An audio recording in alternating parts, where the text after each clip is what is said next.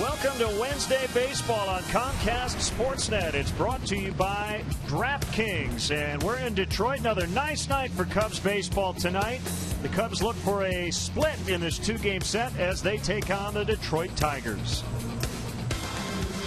Great to have you with us, Jim DeShays and Len Casper. We're ready to unpack our bags back home after a 9-day trip. Cubs are 4-4 at this point, but a 6-0 loss last night.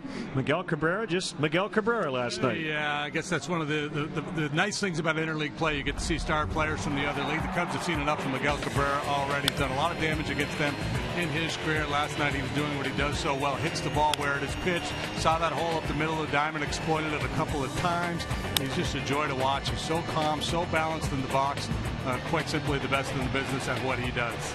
Yeah, he's had a lot of success against the Cubs. This goes back to his Marlins days in the National League. 40 career games in the regular season with a .351 average. But, J.D., his career batting average overall is .320, so it's not that different. No, he's put up a lot of big numbers against a lot of different teams. His average year is .320, 35 bombs, and 122 RBIs, and he just seems to get better with age. Jake Arrieta will take the ball for the Cubs tonight. He's faced the Tigers before, but it's been a couple of years. Yeah, back when he was with the Orioles, he's obviously a different guy now. We saw him very good last time out against the Washington Nationals. Curveball was a big pitch for him. He's throwing strike one about 2/3 of the time. The cutter, of course, a big weapon for Arietta. Outstanding start against the Nationals. The Cubs need him tonight because last night was kind of ugly. John Lester struggled. You look at the numbers for Arietta over the last 5. 2-1 with a .265 earned run average. So it's his 4th career start versus Detroit. Shane Green, a right-hander for the Tigers, may be pitching for his life in their rotation tonight. Yeah, he has struggled for quite some time now. Got off to a very good start. Last 8 or 9 starts, not good at all. In the last 3 starts, 0-3 with an 11.57 earned run average, including a game a couple starts ago in which he allowed 5 home runs. Busy time for the Cubs. Game 2 of a 20-game stretch without an off day. A 6-0 loss in the series opener last night. They'll go for the split. Coming up next, Cubs and Tigers from Detroit.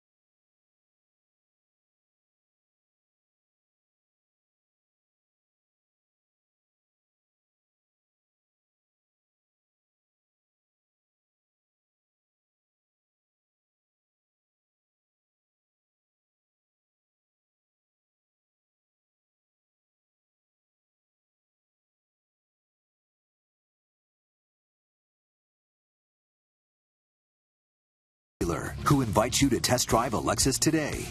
Blue Cross and Blue Shield of Illinois. Through it all. AT&T Uverse. Find out what's possible with AT&T. Call 1-800-PIC-ATT. Mobilizing your world.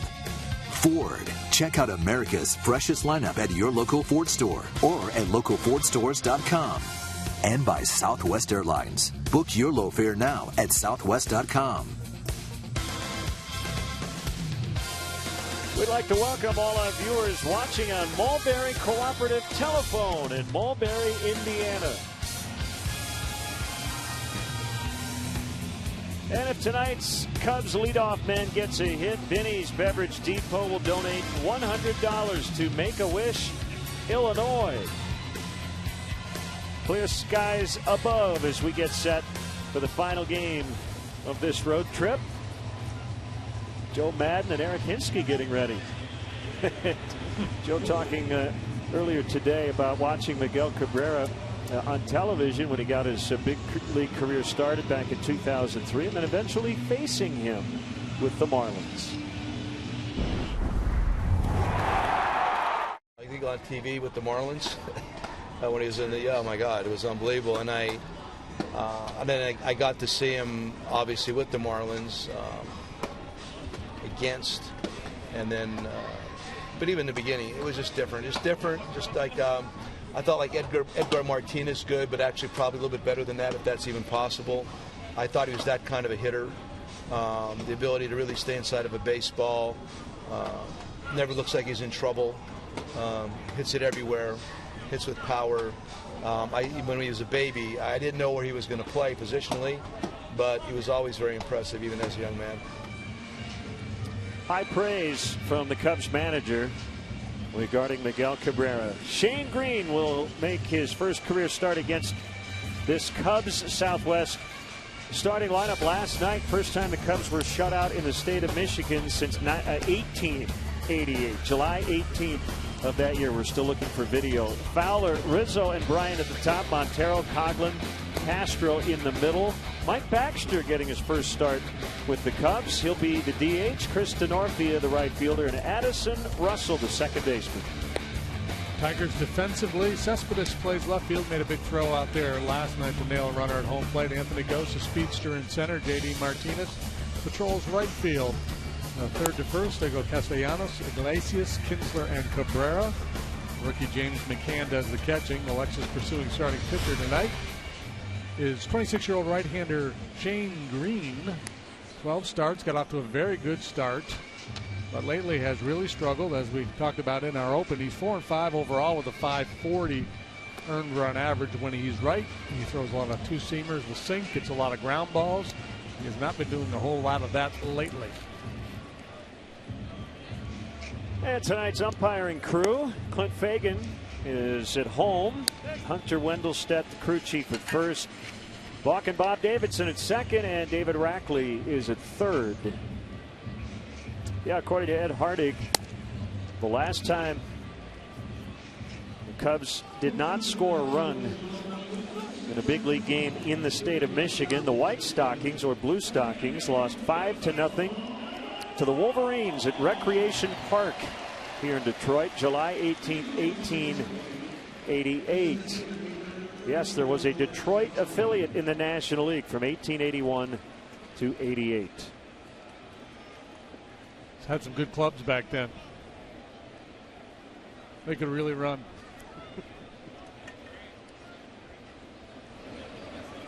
So here's Dexter Fowler to start it.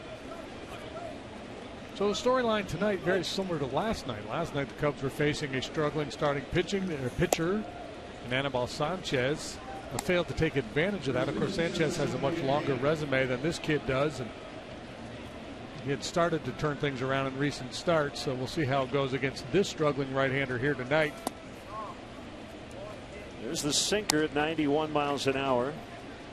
Green 6'4", 210. 26 years old. He's from Claremont, Florida, just west of Orlando.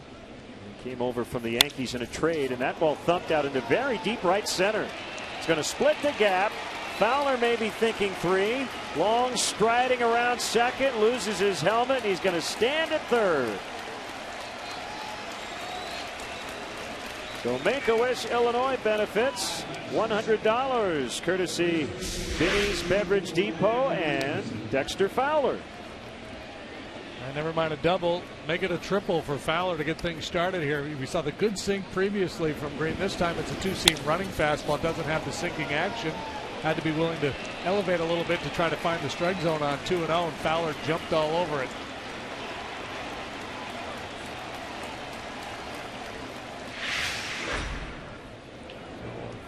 Great RBI opportunity for Rizzo here as the Tigers employ the shift.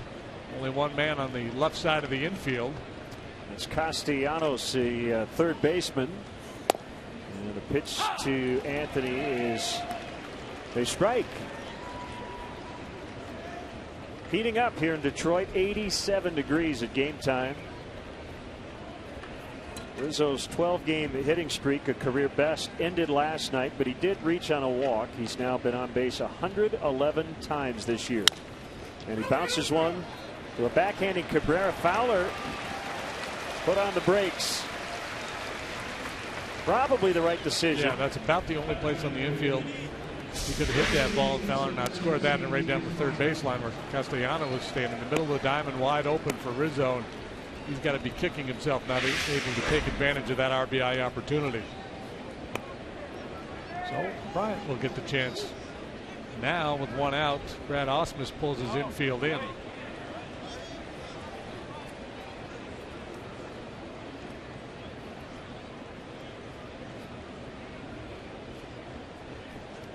The pitch to Bryant is fouled back.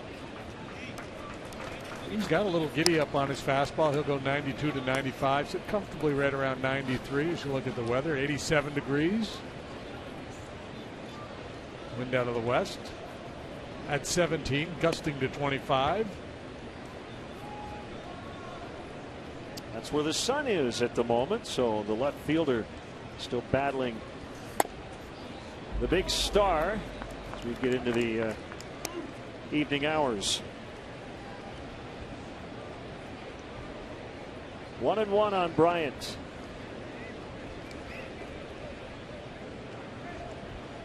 Latest All-Star voting update. He's now second behind Matt Carpenter, third, but well behind him at the moment. That one trickles up along first, foul. And I haven't seen it, but I read his Topps rookie baseball card was slated to come out today as part of the release of 350 new baseball cards. That's a fun moment and always exciting when you get that first baseball card. Big leaguer's career.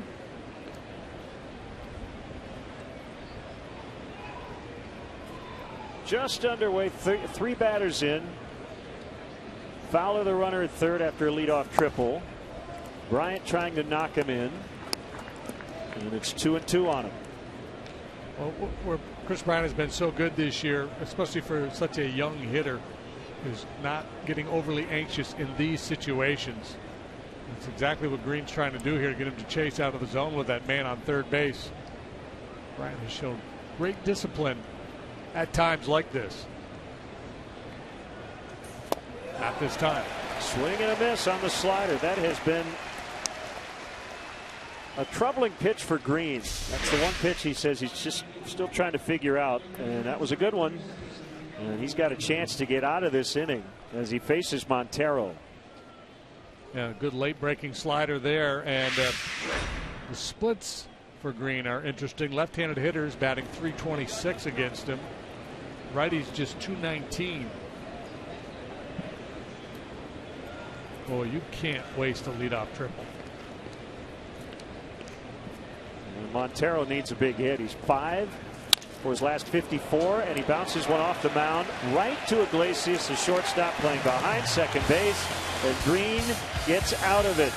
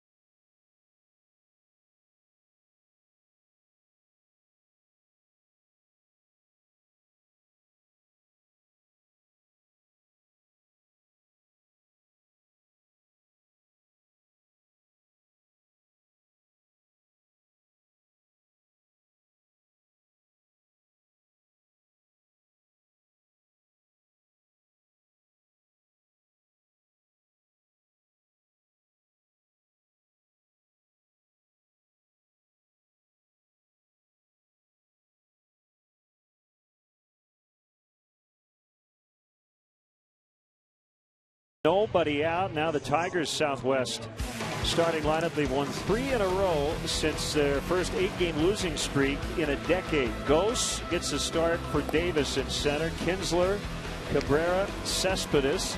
We got J.D. Martinez in right. Tyler Collins is the DH tonight. Castellanos was last night. He's got the glove over at third tonight. McCann, the catcher, and Iglesias, a shortstop. 329 in the 9th spot. See who's where for the Cubs tonight. Coghlan back in there in left field. Fowler in center. DeNorfia gets another start in right. Brian Castro, Russell Rizzo, third to first. Miguel Montero back behind the plate. Lexus starting pitcher for the Cubs tonight is a 29-year-old right-hander Jake Arrieta, making his 12th start. 5 up, 4 down, 304 earned run average. Tremendous strikeout to walk ratio, 75 punch-outs, just 14 freebies in 71 innings. The league hits .239 against him, and he's been particularly tough on lefties. Backdoor curveball, power cutter, down and in. Great weapons for him against left-handed hitters.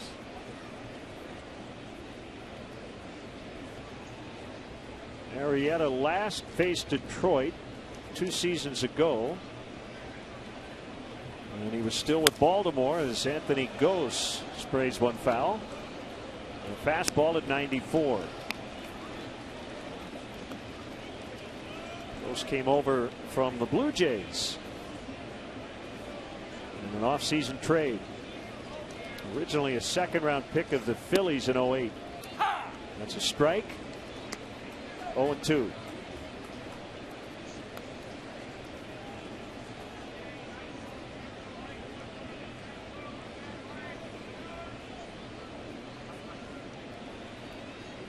Goes with very good speed. 271 minor league stolen bases. 42. 247 major league games.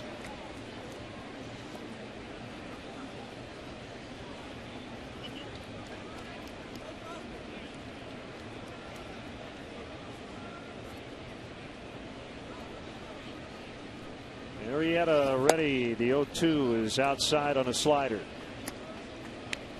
Gose had pretty good power numbers as a minor leaguer, but I think at this level they want him to try to just slap the ball, hit the ball on the ground, hit it on a line, use his speed.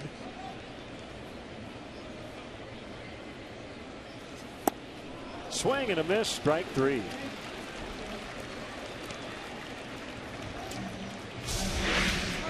Time out. Jake recorded 8 strikeouts. Man, look at the action on that breaking ball.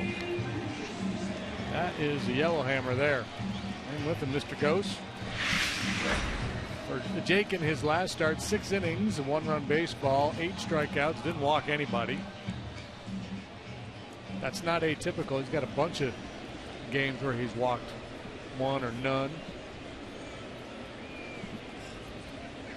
Ian Kinsler had a couple of hits, knocked in 2 last night, his 4th multi-hit game in his last 5.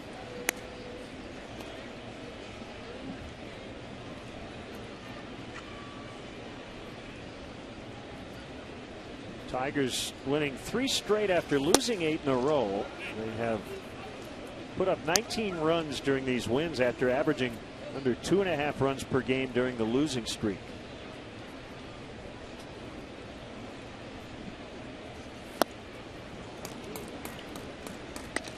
Arietta ahead of Kinsler, 1-2. Had a lot of success with his breaking ball last time out, so I wouldn't be surprised to see him lean heavily on that pitch here early. We go in with some heat and got him. Kinsler frozen.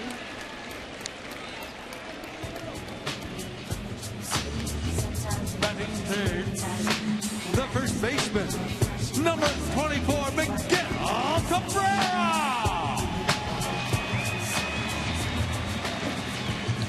Yeah, we've talked a lot about these 2 days. Cabrera leading the American League with that .436 on base average. Talking with Joe Madden, he believes Cabrera is the rare kind of almost Tony Gwynn type hitter, JD, who can really guide the ball. And we saw a little bit of that last night. He went 3 for 3. They were all ground ball hits. The Cubs are over shifting against it. Yeah, the term Joe used, bisecting the middle infielders. He hit the ball hard twice last night between Castro and Russell out there in the middle of the diamond.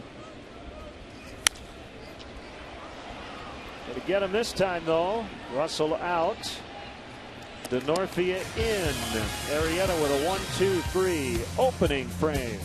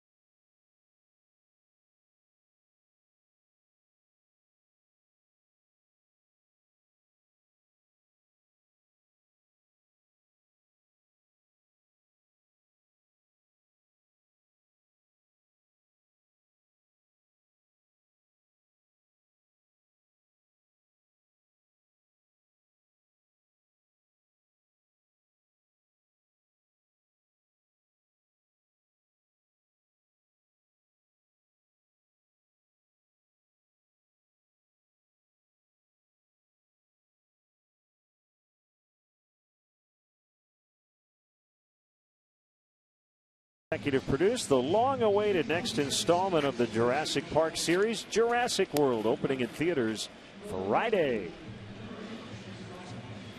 Cubs got a leadoff triple from Dexter Fowler in the first, but could not get him to the plate. So let's see what they can do here in the second. We talked about the fact that Shane Green has been struggling mightily. So he had that early opportunity to put pressure on him. He gets off the hook. Now he can feel a little bit better about things as he heads into this second inning. Chris Coghlan playing left, batting fifth. Looks at a strike. Singled off the bench in the ninth last night. First time the Cubs were shut out on the road.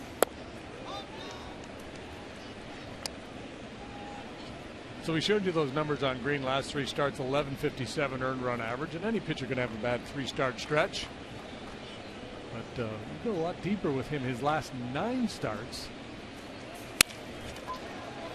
That ball will drop in front of Ghost. In those 9 starts, he's 1-5 with an 8.14 earned run average, the highest in Major League Baseball. That's going back to April 24th. And good piece of hitting here by Coghlan. Leadoff triple in the first, leadoff single here in the second. We'll bring up Starlin Castro. We'll see how aggressive Joe Maddon is here. Especially with his team struggling to score runs in these last couple of days. There he goes. And they're going to stay out of the double play as Castro grounds to Iglesias. 1 out, runner at second. Hey, Cub fans, let's go. Summer's right around the corner, so make your plans now to watch a game at Wrigley Field. Tomorrow, the Cubs kick off a 4-game set with the Reds, followed by 2 with the Indians. Get your tickets at Cubs.com.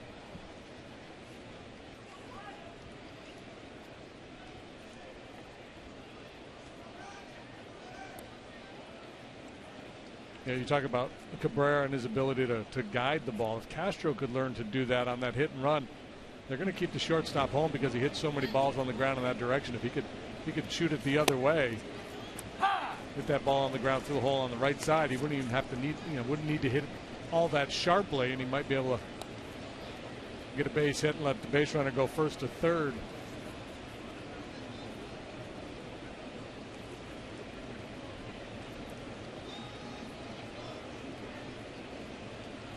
Baxter 2 out of 13. First start with the Cubs, second career start as a DH. 30 years old. Padre, Met, Dodger, and now a Cub.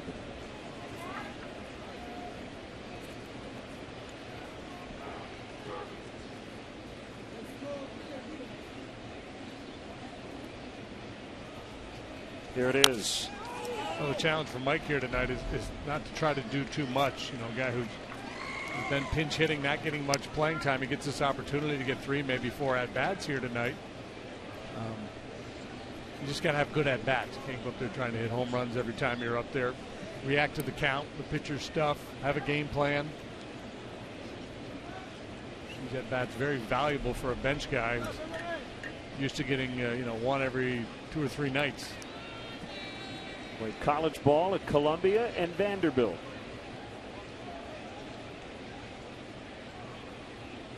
The 1-2 is hit foul and back out of play.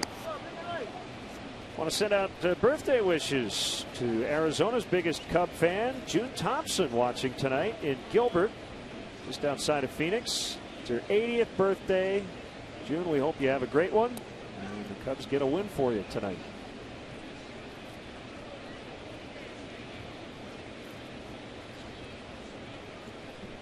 Zach Roskup celebrated a birthday yesterday.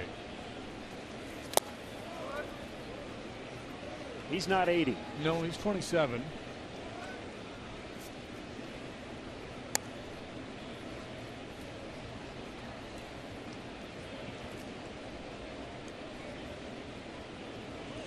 Two and two the count. Coughlin the runner at second. 2 hits in the game, both belonging to the Cubs. Both have been leadoff hits. Chris DeNorfie awaits on deck.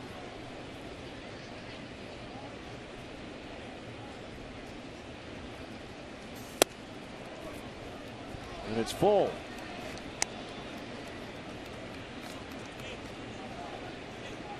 Green was a 15th round pick of the Yankees out of Daytona Beach Community College, 2009. Came over here to Detroit. Prior to this season, part of a 3-team trade. One of the worst places you could go to school than Daytona Beach. Yeah, I would agree. He started at the University of West Florida after going undrafted out of high school. Suffered an elbow injury his freshman year, lost his scholarship. Had Tommy John surgery and then transferred to Daytona Beach. And when he got called up for his first major league time with the Yankees, Green happened to be on the phone with his parents. Second call came in, didn't recognize the number, decided to take the call anyway, put his parents on hold. Found out, hey, I'm going to the big leagues, and good timing, right? Hey, Mom and Dad, I'm going to the show. That's pretty good. Ball 4. Good plate appearance there for Baxter as he works the walk. Yeah, that's exactly what I was talking about. Don't get too greedy. Don't try to do too much. You're not going to get a strike. Accept your walk. Move the line. Yeah, so you go back to your parents, right? You hit the little button. Beep. You're not going to believe this. You know who that was? That was the skipper. I'm going to the big leagues. The key there is that you don't find out later it was your minor league roommate pulling a prank on you. There's a lot of pranks minor league guys would pull on each other, but I don't think they would go there. That's good to know. That's fairly sacred territory. The fake call up.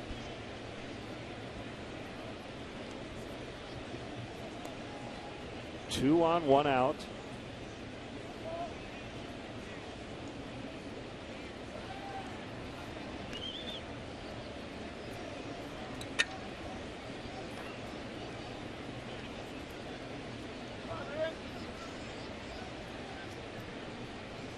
Northfield just back from the DL on Sunday. And an opportunity to play with Jorge Soler on the DL. Swing and a miss on the slider.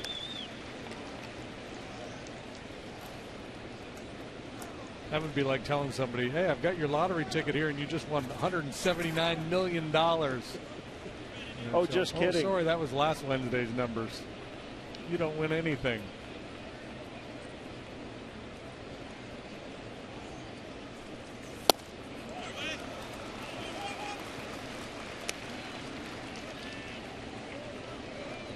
Good slide ball there, and with the running action he gets on his two-seam fastball, you see where he could have success against righties, playing that east-west game, hard in on the hands with the fastball and sliders away.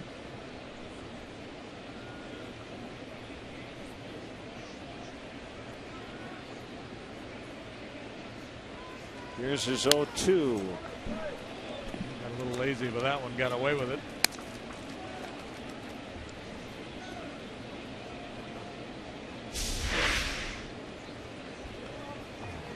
Cement mixer.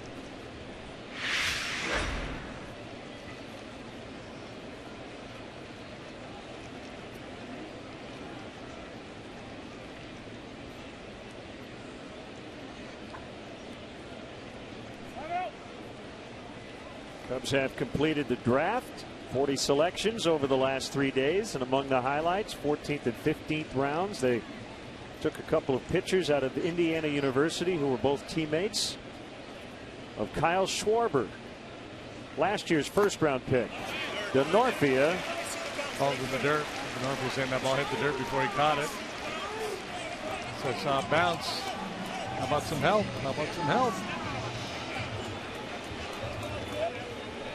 Here comes Joe. Talk it over with Clint Fagan.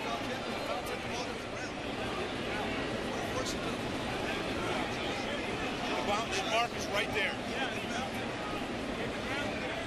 Okay, fixing it. Bob Davidson came in and said the ball hit the dirt. Yeah, and in Fagan's defense, he can't see it. And I'm surprised he didn't ask for help earlier. And that's probably why Brad Ausmus is not too thrilled.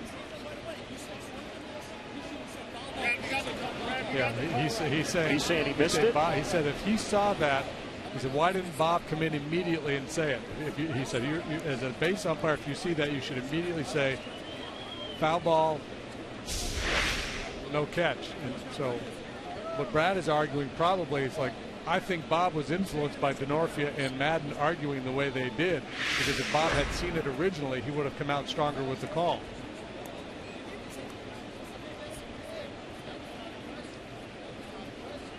Yeah, so I think Brad is arguing that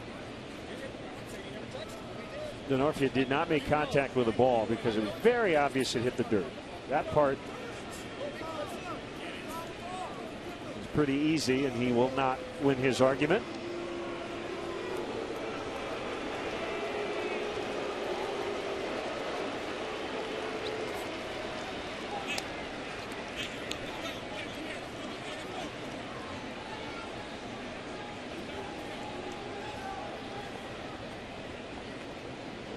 So still 2 strikes.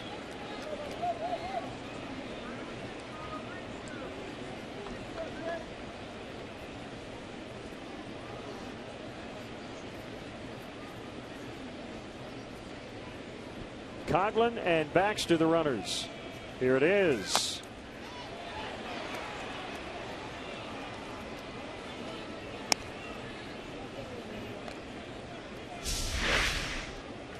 You see on the pitch tracks there, everything away. Really got him set up to come hard in if he trusts himself to make the pitch. Got a rookie catcher, an inexperienced starting pitcher.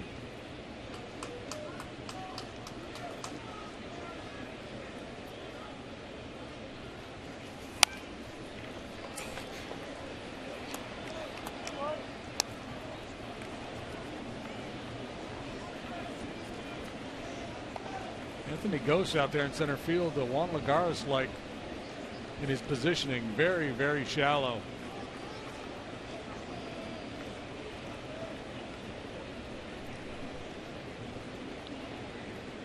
.420 to straightaway center field here.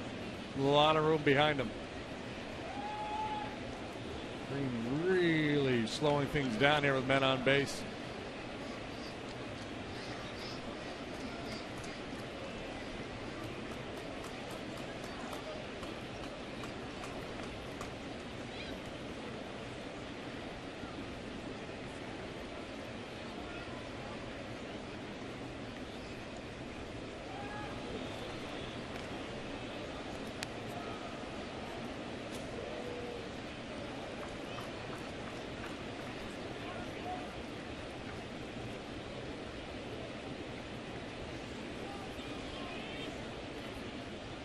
Finally ready for the next 0-2, and here it comes.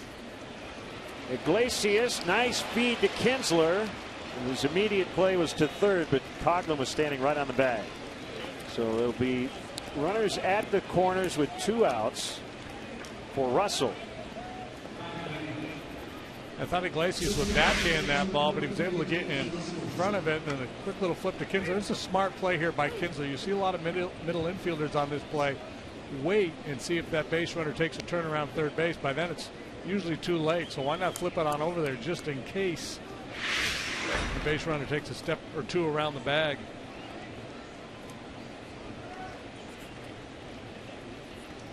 So now Russell 1 for 4 in the opener.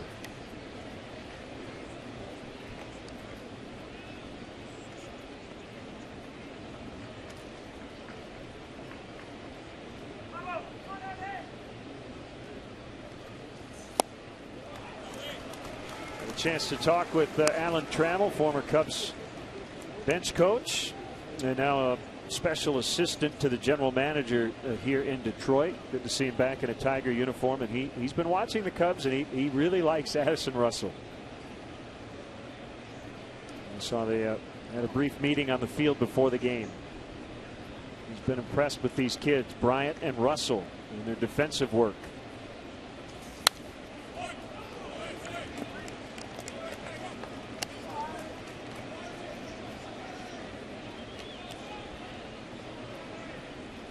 Chatting with a guy he faced a lot in his career, Chris Bosio.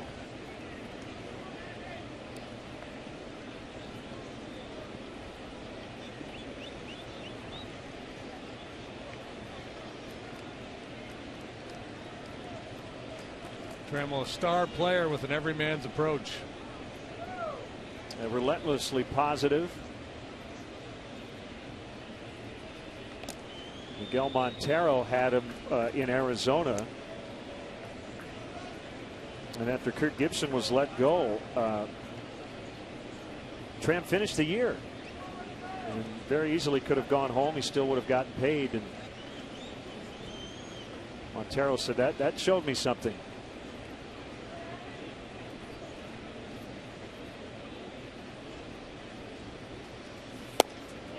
Off the plate outside. Yeah, well, it appears that slider is going to be the go-to pitch for Green here against the right-handed hitters. Let's see if the Cubs are able to lay off that one out of the zone, force him to throw more fastballs.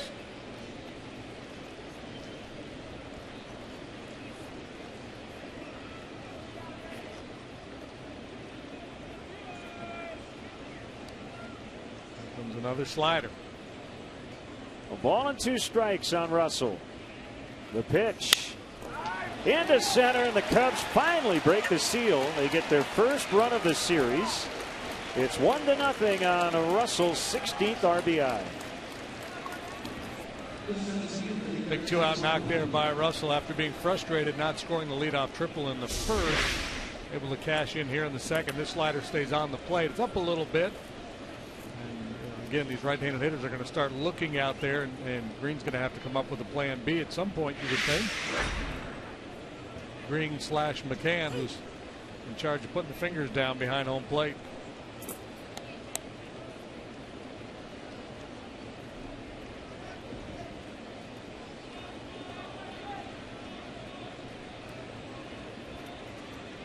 Well, you said it earlier, Green has just made this game grind to a halt here with base runners on. He has completely slowed things down. Yeah, I don't know if this is a function of the fact that he's struggled so much lately. He's just being really thoughtful and deliberate, or if this is just the way he pitches with men on base. Ideally, You're Brad Ausmus, Jeff Jones, the pitching coach. You probably would like to see him be a little more aggressive, a little more predatory out there on the mound, take the attack to the Cub hitters. Needs to be a little more Jurassic.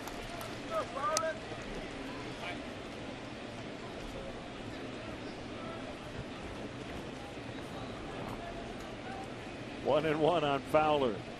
He tripled to lead off the ball game.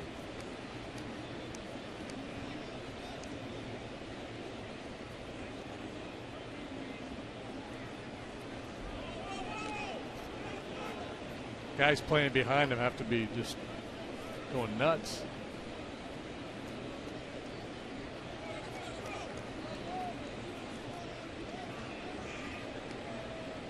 Eventually, a 1-1 pitch will be made. And it's now. And it's inside.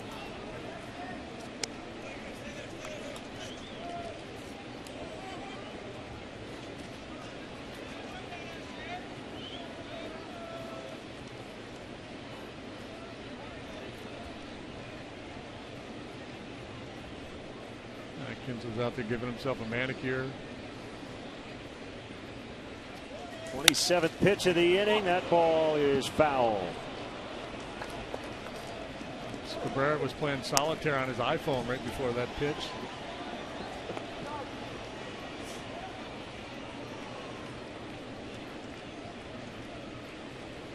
Set a personal record the other day, by the way. Minute 48 on my iPad, solitaire. That's impressive. Yeah. Under 2 minutes. Jim DeShays has broken the 2-minute barrier, folks. Roger Bannister. Changeup. He doesn't throw that pitch very often, and kind of goosed that one up there. That's probably part of the reason why lefties have had success against him. Normally, but not always, when you see a right-handed pitcher who's been able to shut down lefties. Sometimes it's a good changeup.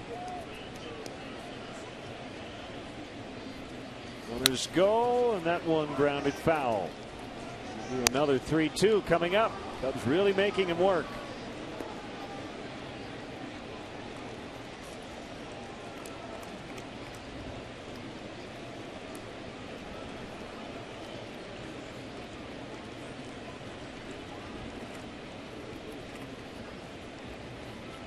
In his first 2 starts, he went 8 innings both times, allowed 1 run unearned the first time, and an 8 shutout in his next start.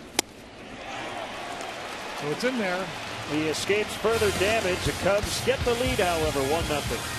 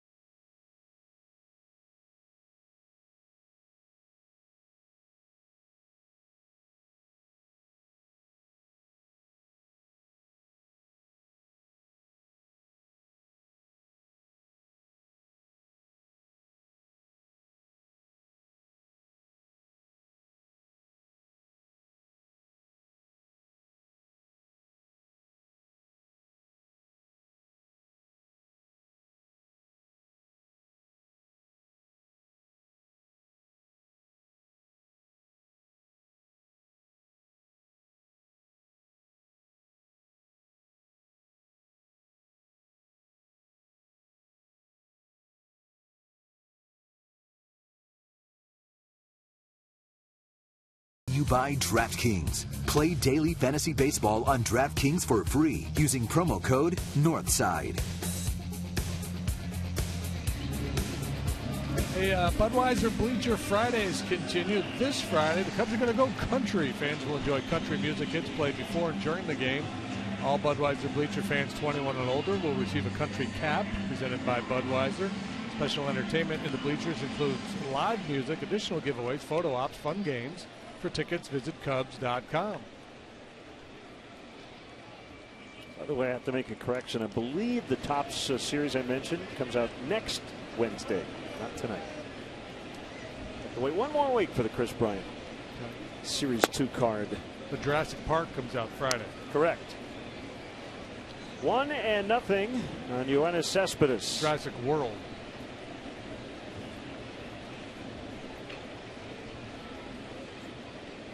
Cespedes at an even 300.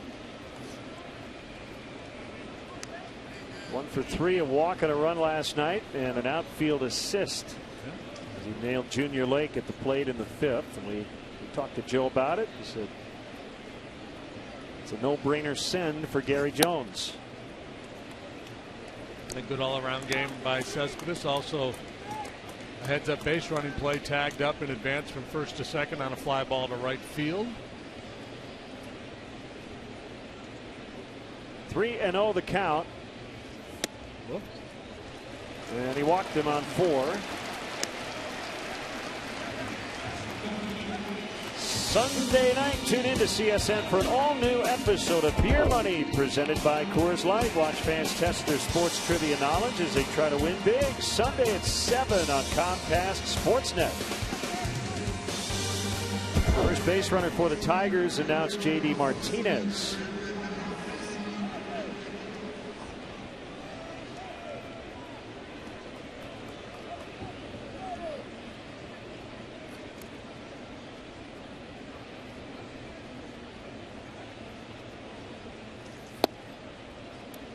And he looks at a strike.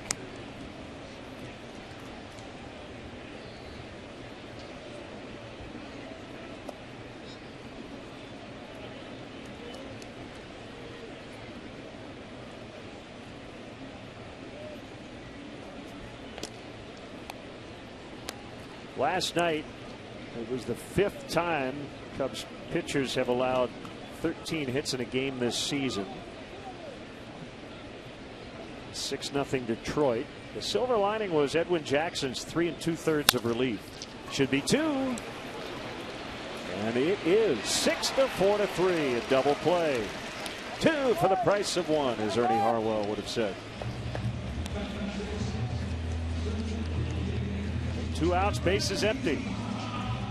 Racing that leadoff walk. He gets the ground ball from J.D. Martinez. Ball's hit sharply, so that makes it pretty easy. Catch it, flip it, turn it around, send it the other way. Our Xfinity high speed action.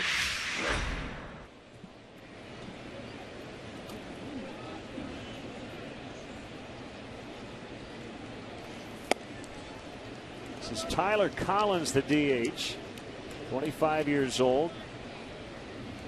6th round pick out of Howard College in Spring, Texas, 2011. Left-handed batter. And he hits that one up along first, and it's about a foot foul.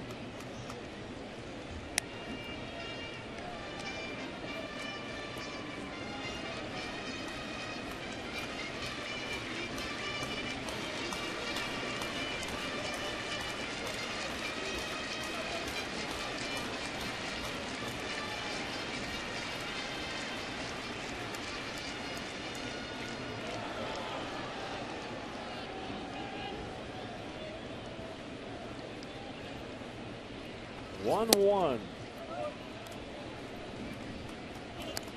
2 balls and a strike.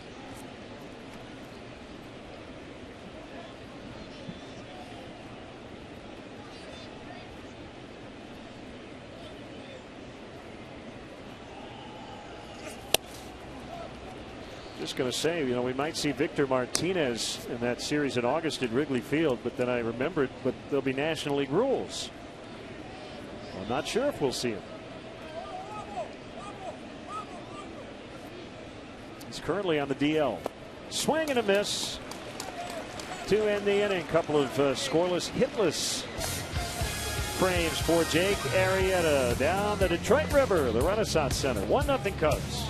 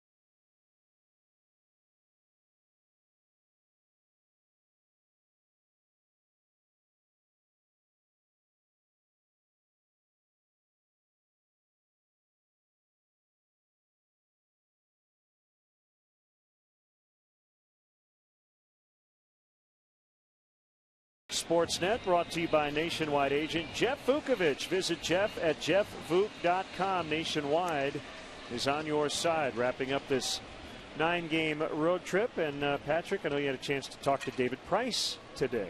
Yeah, a couple of us were on the stakeout duty. He was kind of the guy we had to get here, and I think walking away from his locker, you just think what a great fit this guy would be in Chicago. And become a question of can the Cubs afford a $200 million contract after going all in with John Lester. But from everything he said, he certainly sounded intrigued by the idea of reuniting with Joe Maddon and playing on a team that has a chance to win now and win for a long time. It will be a very interesting free agent class. Yeah. And if you're David Price, every single writer that comes along says, would you like to play here? Would you like to play there? You say, yeah, I could see myself fitting there. I think the one thing that did kind of stand out with him, though, was this idea of I'm not going to change who I am. I just want to go where I can be myself and be comfortable. And I think with Joe Maddon, he had that. He said he liked the theme trips. He said his most comfortable plane ride ever was wearing a onesie from like Seattle to Baltimore after a Sunday night game. So he has a relationship with Derek Johnson, the Cubs minor league coordinator. He had helped recruit him to Vanderbilt University, a place that is so special for David that he actually drove from Chicago down to Champaign to see them in the Super Regional the other day. And Joe Maddon says that's the type of teammate he is. That's the type of guy that you get when you bring him onto your side. As we look at this current roster, there had been some speculation the Cubs might make some sort of roster move with the DH in order this 2-game series. You had the injury to Javier Baez, who may or may not have been a candidate. But in the end, Chris Denorfia ended up being that guy who came up Sunday off the DL.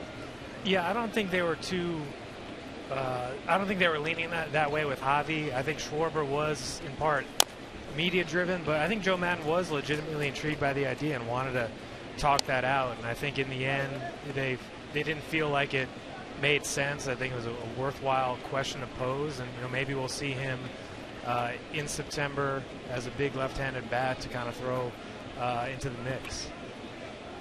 2-2 on Anthony Rizzo.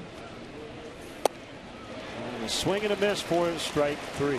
I think, JD, you can jump in on this, just having talked to Joe and Theo and Jed pretty well.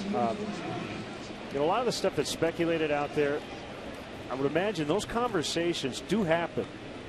Whether there's a 10% chance something may happen or a 2% chance, this really seems like a group that does kind of try to leave no stone unturned. Yeah, so I think those kinds of conversations go on with every club, within the front office and between the manager and the front office. It's a constant discussion of how can we make this team bigger. So the micro look, what's going to make our team better for now and for the next 10 days, and what makes sense for the long-term future of the team and the players involved. Bryant gets hit. Was a fastball. He's on with 1 out. And the other part of it, Patrick, when it comes to what the needs are at this level, the balancing act of a minor league player who has not been here, and even in the case of Baez, because of the changes and tweaks they wanted him to make, that individual plan matters a lot. It's not just we need somebody, so bring somebody up. Yeah, this was kind of extraordinary circumstances, I think, where we could even consider Schwarber. If this was going on last year, Theo probably would have he wouldn't even respond to an idea like that. Sure. But now the team's competitive, where every at bat does matter, and Schwarber, to his credit, has really gone out there and exceeded most people's expectations. Although the Cubs will say this guy's hit everywhere he's gone, but there are people questioning the pick last year at number 4. This guy was a reach, or they did it so they could do a below slot deal to save money elsewhere, and he's gone out and forced his way into the conversation here. Chatted with Montero before the game. He was the DH last night. He said didn't bother him, wasn't too weird. He said the only thing is Bryant runs and that ball lined into right, and Chris is going to make the turn without even a look. at J.D. Martinez. And that should be something most base runners or all base runners do, but you have to give them credit because many of them do not. Yeah, a lot of guys get caught peeking back over their shoulder and they break stride. He's peeking into the pitch. He sees the contact, finds the ball, knows there's no play in the middle of the diamond. Good hustle on into third base. Yeah, Montero, just to follow up, said when you're DHing, you feel like the only thing you can do is hit. That's the only way to help the team. But when you're catching, there are a lot of things you can do to help. So put a little more pressure on you. And here's Coghlan with runners at first and third. Last topic, Patrick, the draft. The Cubs have finished. They've got 40 picks in the bank. What are the highlights in your opinion? What stood out to you? Well, I think they've kind of hit us over the head with it, the idea of, you know, these college hitters that they love, and I think that ball crushed, and I think Coghlan got all of it, and he did. Way out of here, a 3-run homer, 4-0 Cubs. Wow, that ball was blistered. He knew it as soon as he hit it. Dropped the head, dropped the bat. A nice leisurely trot around the bases for Chris Coghlan. It's a Ford home run replay coming your way. It's number 8 for Coghlan. Sinker that didn't have a whole lot of sink, and he crushed it. Number 8 on the year for Chris Coghlan. And an early big lead, 4-zip here in the third inning, and now Castro.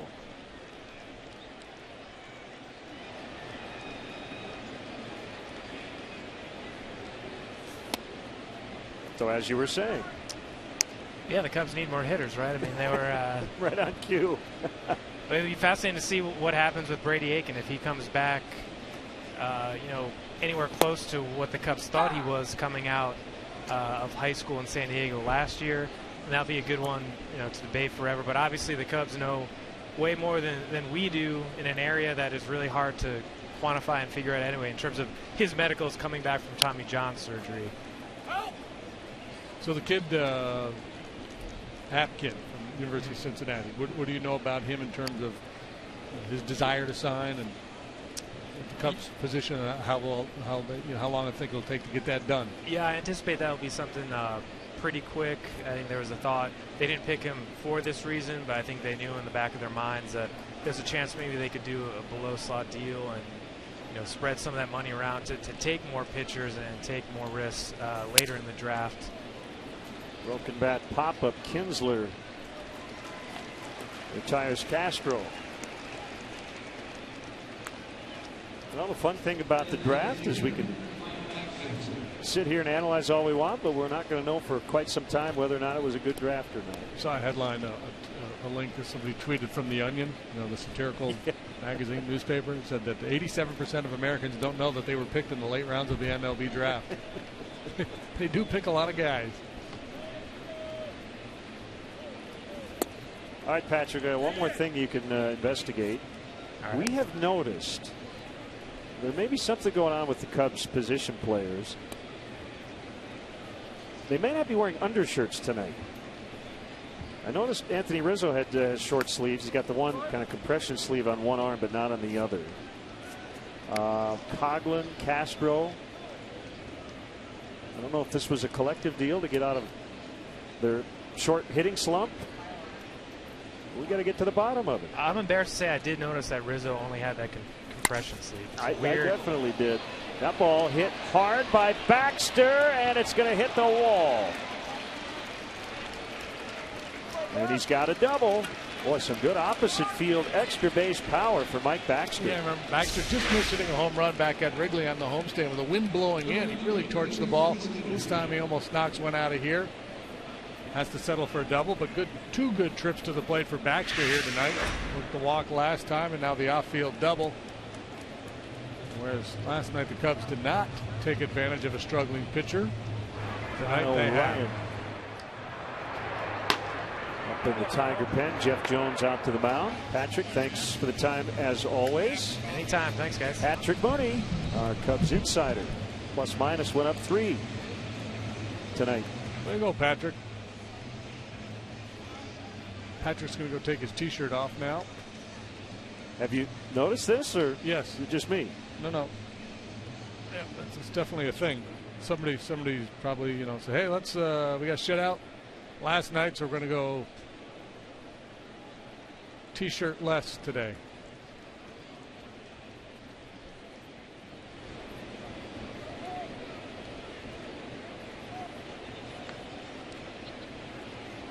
That'd be a great giveaway at the ballpark one night. The no T-shirt giveaway. Wouldn't cost anything. Base hit to Norfia. Baxter trying to score. He will. And they get Chris at first base, but the run does count. So it's a 4-run third inning. Denorfia gets his second RBI of the season. Coghlan knocks in 3 with this long home run.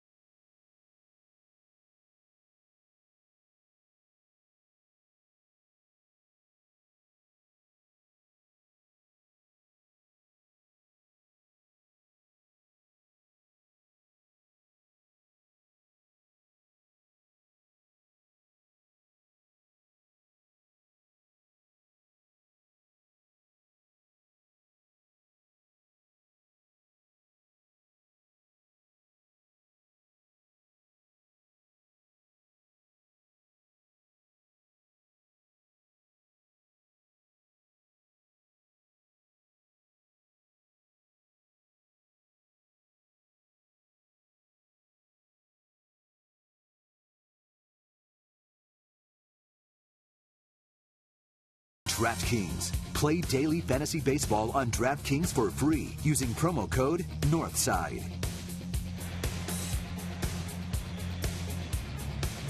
Back here in downtown Detroit, it is 5-0 Cubs.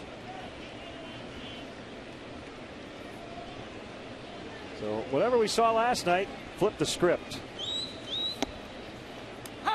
As the Tigers won 6-0. And a strike called. Nick Castellanos. McCann and Iglesias to follow. Fastball in.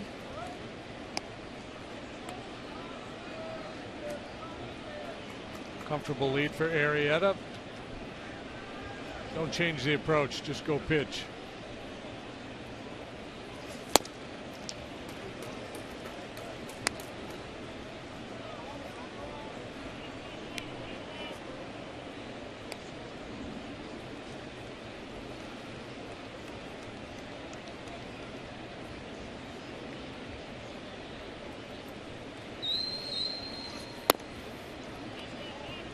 Ball outside. 2 balls, 2 strikes.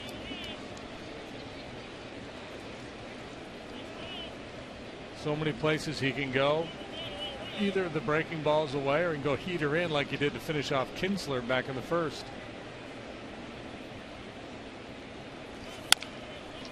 With the slider, nice play.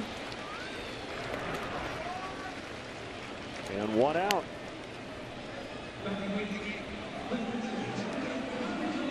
Cardinals a winner today, 4-2 at Colorado. Avoiding a sweep at the hands of the Rockies. Not all well in the world of the St. Louis Cardinals. Matt Holliday put on the DL with a quad strain, and Lance Lynn was sent back to St. Louis for evaluation. He's got something going on. Carlos Martinez got the win. He's 7-2. that he has been dealing.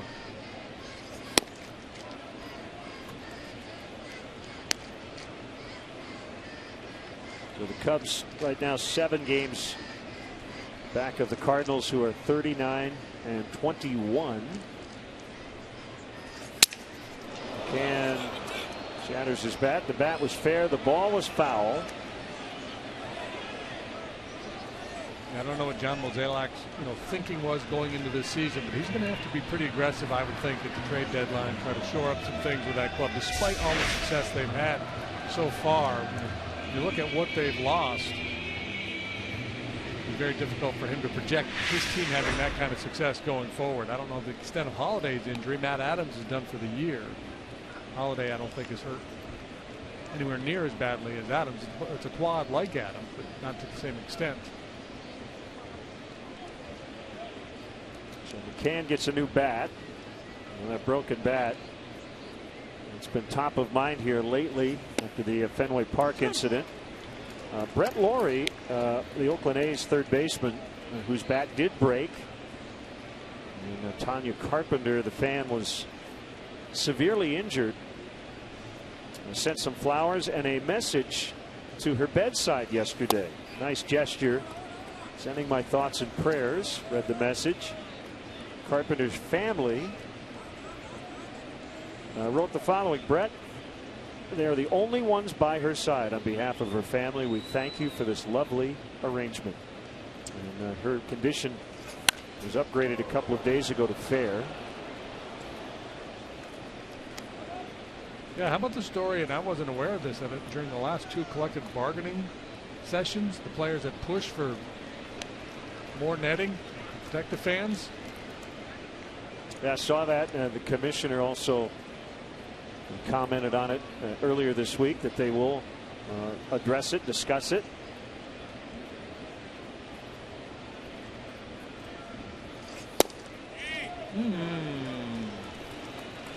Arietta thought he had him. Wow. 3-2.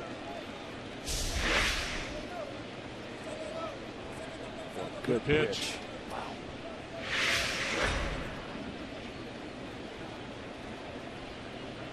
Mask wearing fraternity.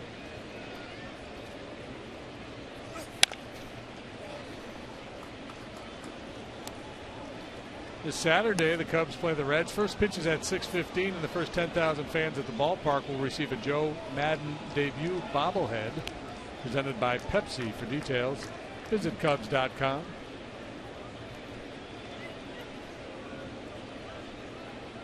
The glasses and everything.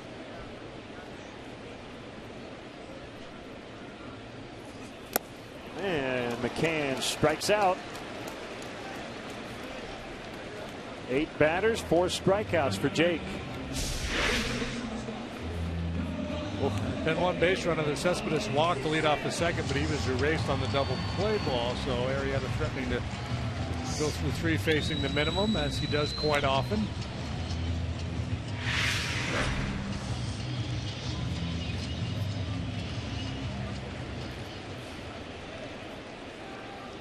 Iglesias comes in at 329.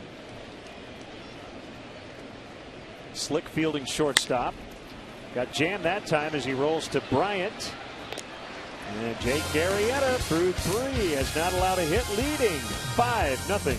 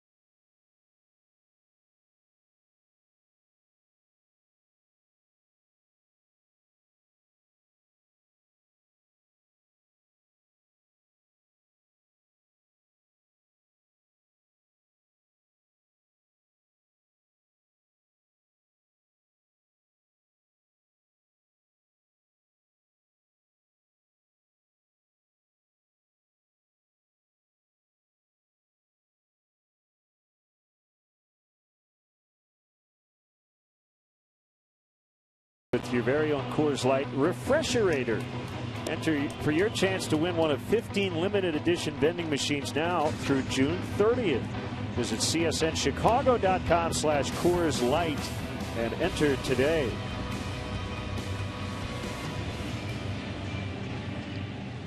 So 3 innings, that's it for Shane Green. 5 runs on 7 hits. And it's left-hander Kyle Ryan making his 3rd appearance and 2nd in relief. Last outing was a start over the weekend, and he was good against the White Sox in Chicago. 7 innings, 2 runs, and a no decision. So he may be pitching here to claim a green spot in the rotation with his struggles. Some good lamb chops working. Yeah, he does. He's rocking some serious sideburns there.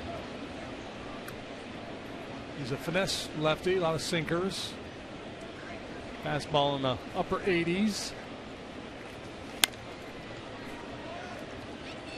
Addison Russell with the go-ahead RBI single in the 2nd.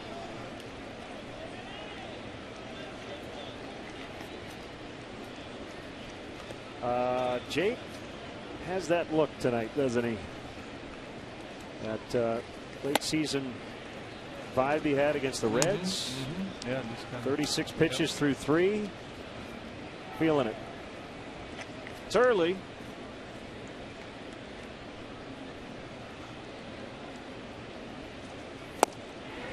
Got one little wake-up call when he walked Cespedes on 4 pitches, which is so rare for him, and then immediately got the double play ball off the bat of Martinez. Kind of went back to being Jake. Good tight slider there by Ryan. I've asked you this before, but how does a big lead affect a starting pitcher who is dealing like Jake tonight? I think if you are locked in and you're focused, it doesn't affect you a whole lot. I think there's too much play given to that. Well, just challenge people who've got a big lead. I think really good pitchers just go out and pitch the game kind of indifferent to the score. Clearly there are times when you have a big lead and you fall behind a hitter where you say, okay, now I'm going to give in, but that's not your game plan at the start of an inning or at the start of an at-bat. You don't say, well, I got a 5-0 lead, I'm just going to start channeling fastballs. You fall behind 2-0, you might be a little bit more aggressive with a 2-0 fastball than you would in a tight ball game. But beyond that, not much different.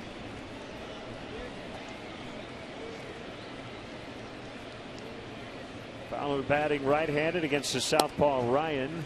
Just missed the outside corner. Fastball 89. From Auburndale, Florida. 12th round pick, 2010. 6'5", 210. He's lanky. And he's lefty. Yeah, that's our first look at him. And he, like I said, he's not a hard thrower, but it looks like he hides the ball well. I think there's some deception. Did not rack up big strikeout numbers working his way through the minor leagues.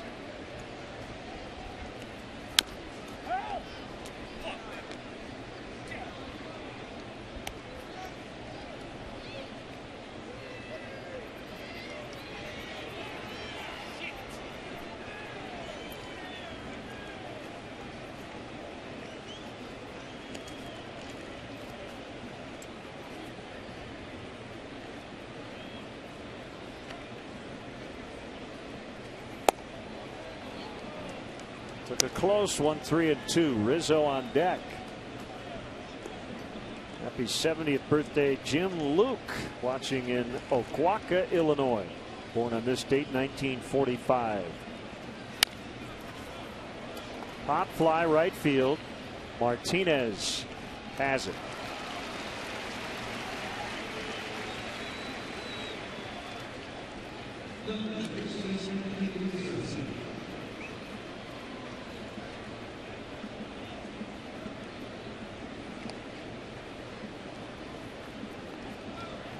Twitter theories on the no undershirt is that fans don't think Jake Arrieta wears one. I'm not so sure that's the case. I think he may wear the tank top type t-shirt underneath the jersey, but I don't know for sure. I can't ask him.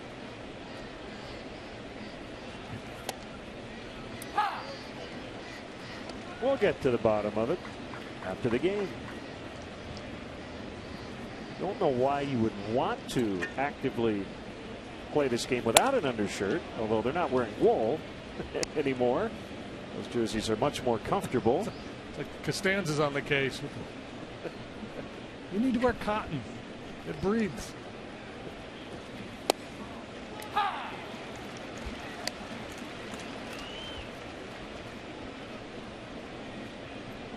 See that old Tiger uniform and those sideburns? You think you're watching a game from the 70s. John Hiller deals outside. 2-2. Wind blowing out. 1 home run in this game. 3-run blast by Chris Coughlin. And against the shift, Rizzo lines to left.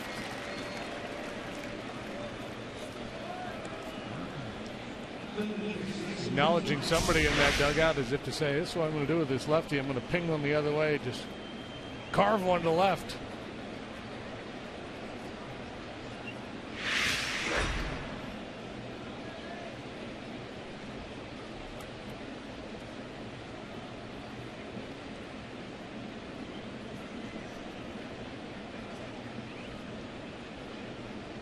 So what's the date today? June 10th? That sounds right. That is right. Starting to read some trade rumors.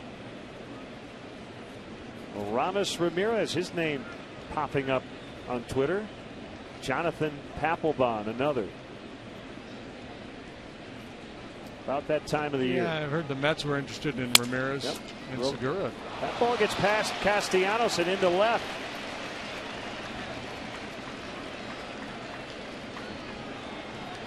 Castellanos really struggled defensively last year. He worked awfully hard in the offseason to tighten things up down there. And he has made strides. But he whiffed on that one. Not an easy play.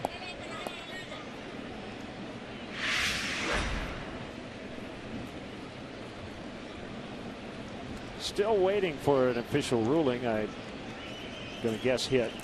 Yeah, I would give him a hit. He kind of boxed it. It looked ugly, but no, E5. give him an error. Might be a reputation call right there. Montero is wearing an undershirt for the record. But then again, he's a catcher. They can do whatever they want.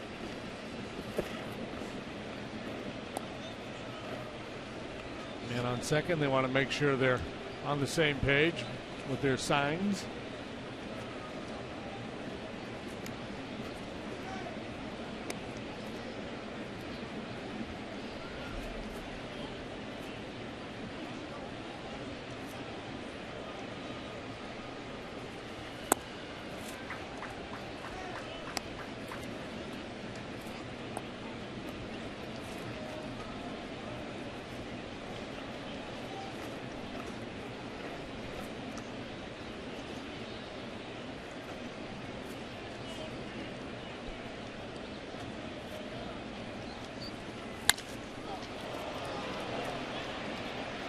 Goes to end the inning. Cubs strand a couple, lead 5-0 in the fourth.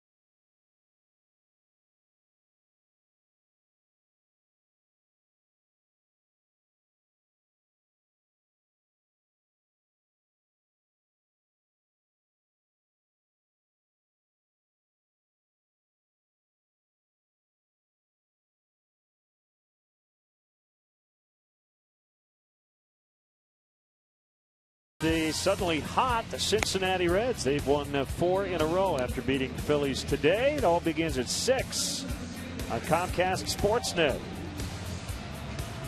First pitch at 7, and Zach Cozart will end up on the DL. We don't know how serious it is, but it would look to be a devastating right knee injury as he slipped on first base. Yeah, that looked ugly. Looked like he's likely to be out for quite some time. Brandon Phillips is banged up. Billy Hamilton's still battling a hand issue, but he's been playing good ball lately. Votto's been tearing it up. Jay Bruce has gotten hot. Right-hander Michael Lorenzen against lefty Tsuyoshi Wada tomorrow night.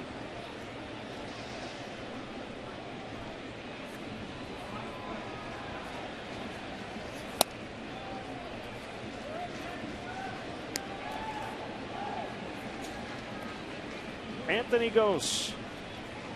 You know what Anthony is? He's a friendly ghost. He's a friendly ghost. He's a speedy ghost.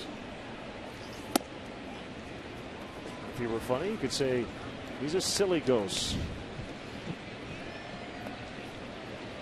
2-1. Kinsler and Cabrera. Also due. Bryant with his feet on the grass at third. And the 2-1 on the way. Foul tip. Did the kids call you the friendly ghost when you were growing up? Oh, yeah, all the time. Yeah. You that and Lenny, where's Squiggy? I got that a lot. You're good with the ghost thing? Did it bother you? That's fine. Flirt with all the girls named Wendy?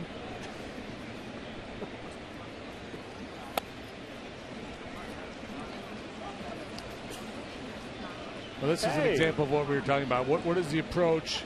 The 3-2 count in this situation, would it be any different? Probably not, because Ghost is a speed guy, not a power guy, so you're going to be aggressive here. Is Chelios, Kirk Gibson? Is that his son Cam who just got drafted? Could be. Swing and a miss, strike 3. 5 punch outs for Jake Arrieta. That's an 0 for 2 Ghost right there with a couple of punch outs on his ledger.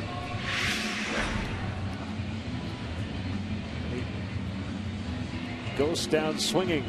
Okay. Now Kinsler. Looks to me like Chris Chelios has been spending some time on the golf course. Or on the surfboard.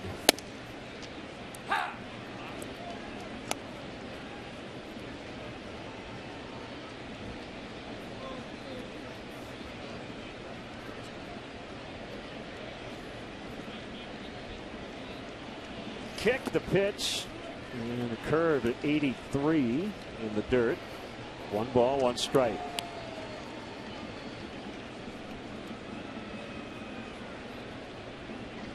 (5-2) the Reds beat the Phillies.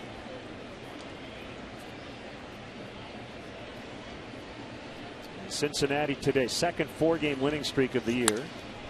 Line left field for their first hit. Kinsler aggressively around first, will hold with a single.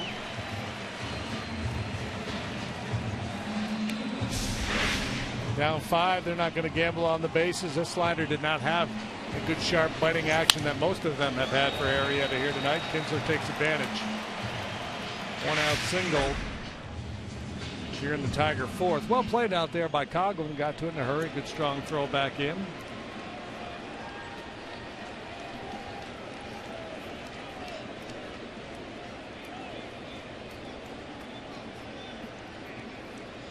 And the thing about Zach Cozart, we know about how good he is defensively. He's off to a really good offensive start. He's got 9 home runs. Bryant to Russell to Rizzo. They turn it. Second double play turned by the Cubs infield. And the inning is over. Jake Arrieta didn't realize it.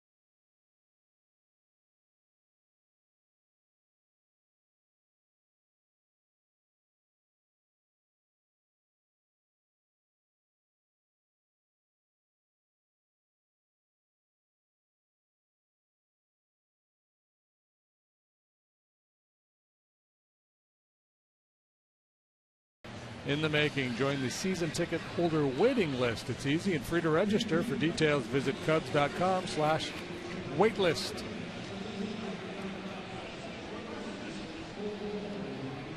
All Cubs tonight. They lost 6-0 last night, but lead 5-zip here in Game 2.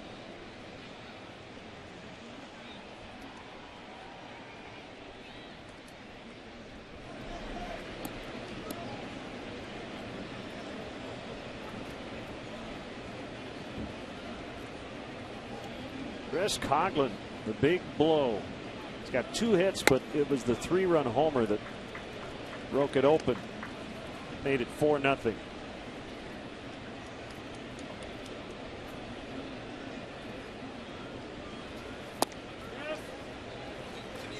He went around, according to Clint Fagan.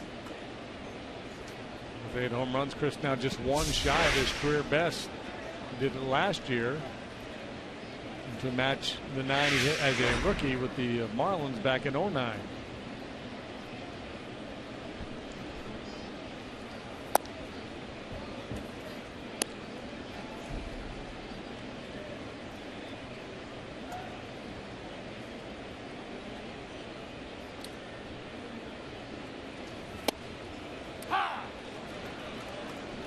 I have a feeling we're going to see a lot of different guys used as the DH in the American League parks coming up. We've seen Montero, Baxter, might see Coghlan do it. Deep left, Cespedes on the warning track makes the catch. Yeah, and obviously it will depend on who the opposing pitcher is, Joe. That's kind of Joe, but any big league manager, they look at the matchups, see who's a good fit on any given night.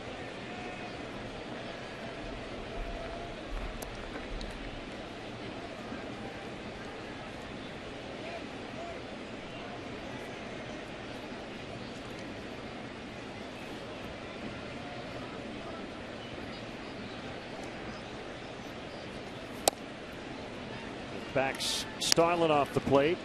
May decide to let Chris Bryant DH one day just to give him a bit of a rest.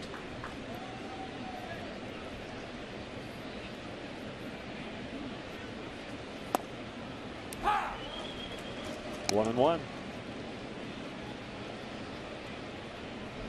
That's what a lot of managers like to do. Take their frontline everyday guys and slot them in as a DH for a day or two. Just to give them a little bit of a break.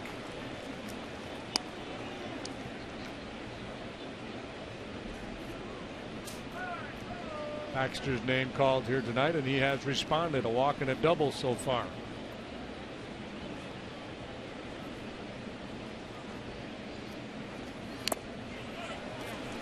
Foul tips, 4 strike 3.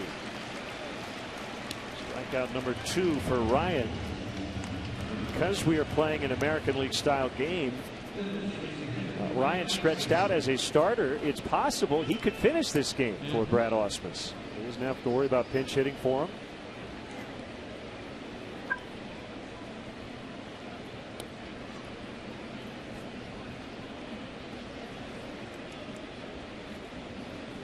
Managing is hard. We know that. We're going to say it right off the bat. But you cannot claim it's more difficult to manage in the American League than the National League. No. Because you take away that part of it right off the bat. I know the counter is, well, if you have the pitcher batting, then it's obvious when you take him out. You pinch hit for him. That ball should drop for Baxter. It will. A lot of room out there in right center. So he's on all 3 times. A walk, a double, and a single. Joe's feeling like a beat. Baxter's feeling pretty good about himself. Remember, he was sent out, at least on paper. And then Jorge Soler got hurt, and he was immediately recalled. So he avoided the sentence, being sent down to the minor leagues, and he's taking advantage. He's had good at-bats off the bench, and now in this opportunity to DH, having a nice night.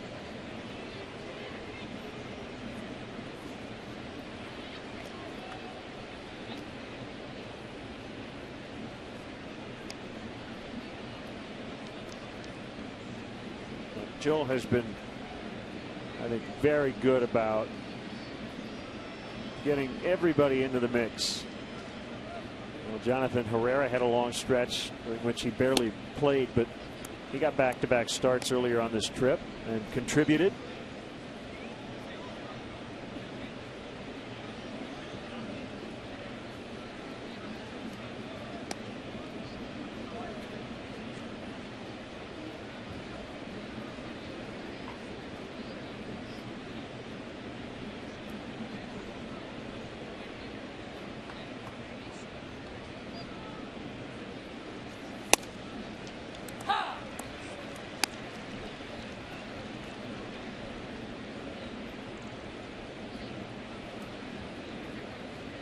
Blue Jays stay hot, 8 in a row now to get over 500. 7-2 over the Miami Marlins.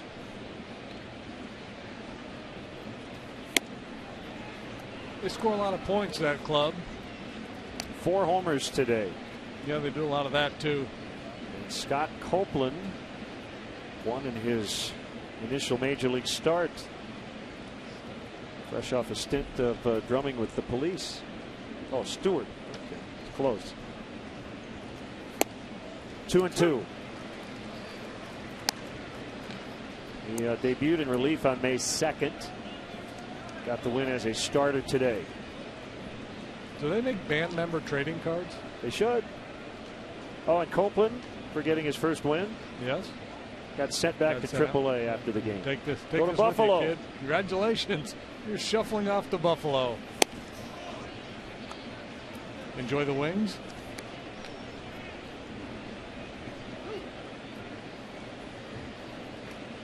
Aaron Sanchez was skipped in that start because of general soreness. If they had that for broadcasters, you and I would never work. Yeah. 3-2 with 2 outs. Baxter will be on the move. There he goes, and the ball is fouled. You ever miss a start with general soreness? No, but it sounds like some kind of a character in like a radio play. At the Army base, General Soreness was in no mood. No, that's interesting. That's obviously trying to deflect something there.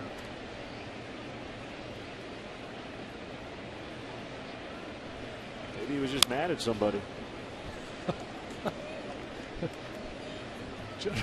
He's in a foul mood. He's going to skip his start tonight.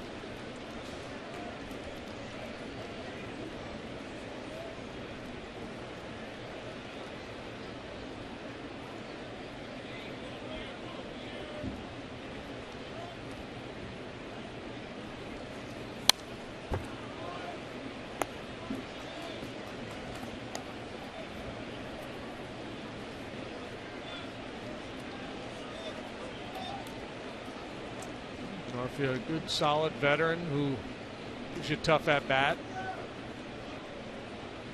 Throughout his career he's been a little better than league average in terms of the strikeout rate. Line shot in front of Ghost, and it gets past him. Baxter around third. He's going to try to score, and he will. Misplay out there by Ghost. 6-0.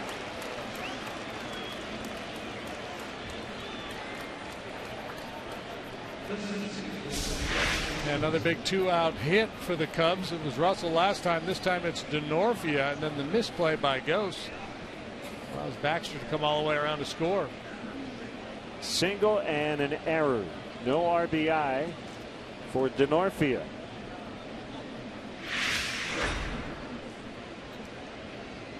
So we're tied in runs in the series, 6-6.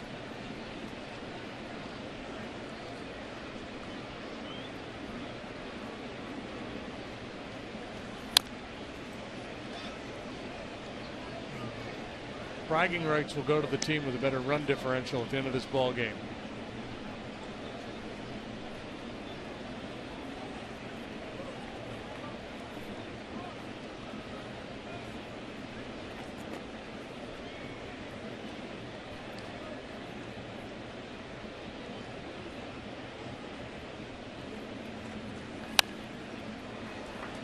You see the Cleveland Indians, what they did in the 12th round today? I did not. They took a pitcher named Ryan Perez, and reportedly could throw 94 left-handed and 92 right-handed. Wow. Wonder why he fell to the 12th round. Backs up Castellanos. The throw is in time to get Russell. Wasn't pretty, but he got it done. Cubs get a run. It's 6-0 in the 5th.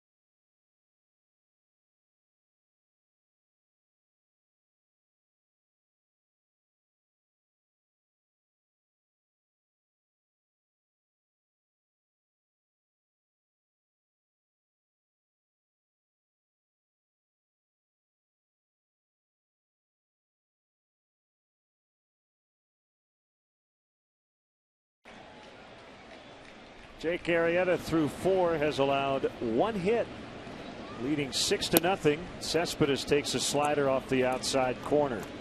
1 hit, 1 walk, 2 double play balls, so he has faced the minimum. He has struck out 5.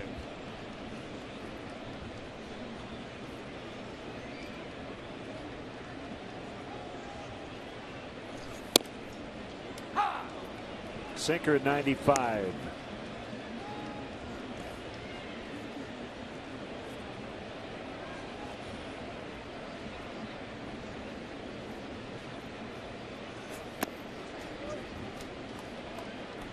Arietta, product of Texas Christian University.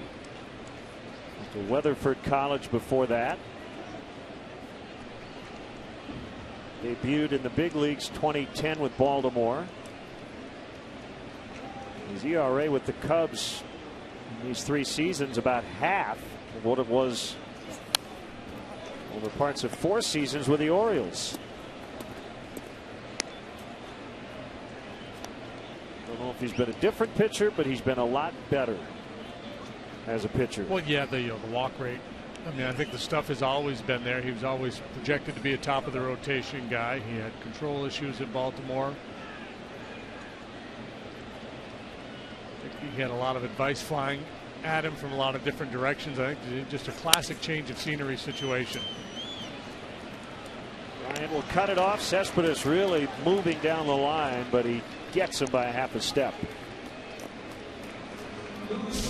Wherever Jake's next step was going to be when he left Baltimore, they were going to end up with a very good pitcher on their hands. Now, Chris Bosio is very good at what he does, so that certainly helps as well. Along with Mike Borzello and all the game planning they do. And I think more than anything, Arietta probably just needed to get out of Baltimore, get a fresh start somewhere. clear his head, and then go to work. And boy, he has been impressive. Martinez lines one.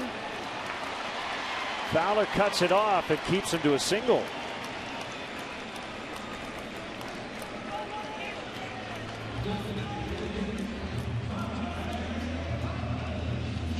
Oshie Best customers and guests at a private suite at Wrigley Field. The Nuveen Investment Suites can accommodate anywhere from 15 to 55 guests. Include food, all you can drink beverages, and parking. To book your premier experience at the ballpark, visit Cubs.com/suites.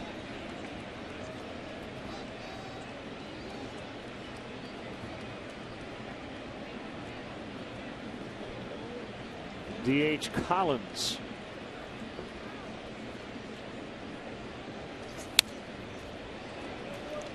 Did you ever pitch at Tiger Stadium? I did pitch at Tiger Stadium. How did it go? Do you remember? I don't think it went too well. I remember we got thumped there more than once. I was with the Twins in '93 and '94, so. Ooh, that would have been the big popper era for Detroit. Yeah, not a fun lineup to pitch to. Trammell, Fryman, Phillips, Fielder, Kettleton. Navin Field, Briggs Stadium, Tiger Stadium, 1912 to 1999. The NFL's Lions also made Tiger Stadium their home from 1938 to 74. I love going there. The corner, Michigan and Trumbull. It's like, you know, Wrigley Field and Fenway and the old Yankee Stadium. When you were in those old ballparks, you felt the kinship of, you know, the history of the fraternity, of the brotherhood of guys who had come before you. And Tiger Stadium, the dugouts were tiny and cramped. The bullpen was built for people that were about 5'2". That's pulled into right. Back-to-back hits now for Detroit. And for the first time in this game, they've had two men on base. First time a man has reached scoring position for the Tigers.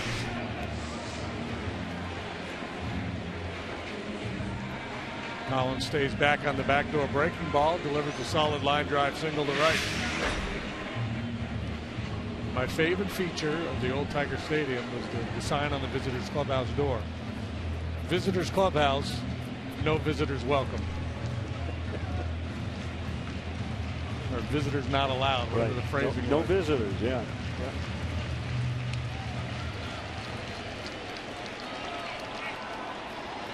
Didn't know what to do. You just stood outside the door hoping they'd let you in.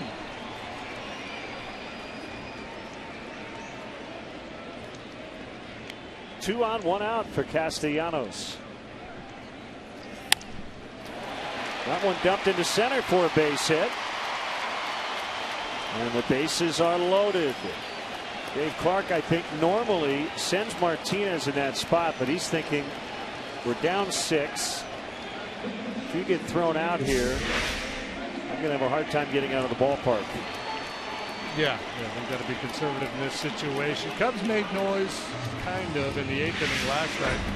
Loaded the bases and failed to score, so we'll see how Arrieta deals with this current crisis.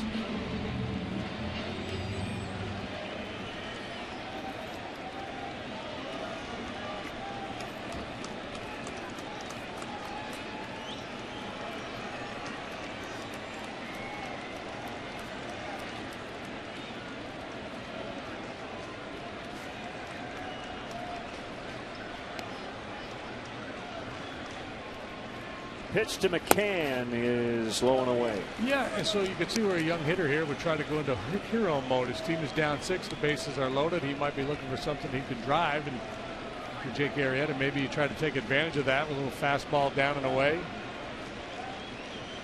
AT&T U-verse multi-view. Bases full. One out. We're in the 5th. Cubs leading 6-0.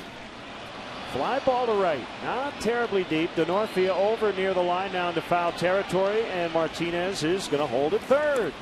Good throw by Denorfia. So 2 outs.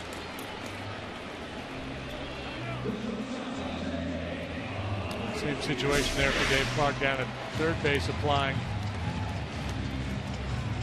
as it did after the base hit by Castellanos. The risk reward there, not real deep. Yeah, he's drifting and the throw might not be on line, but we're down 6. We need a bunch.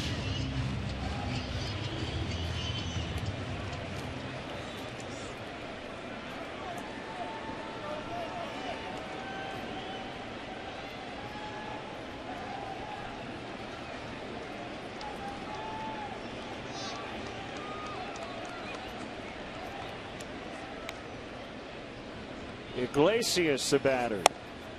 Ball 1.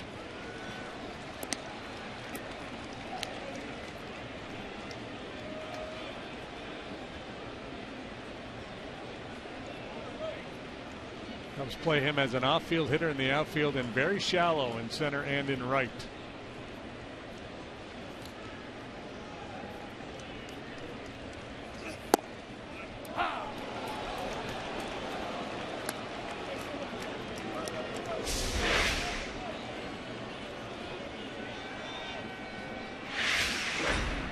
Job framing that pitch by Montero.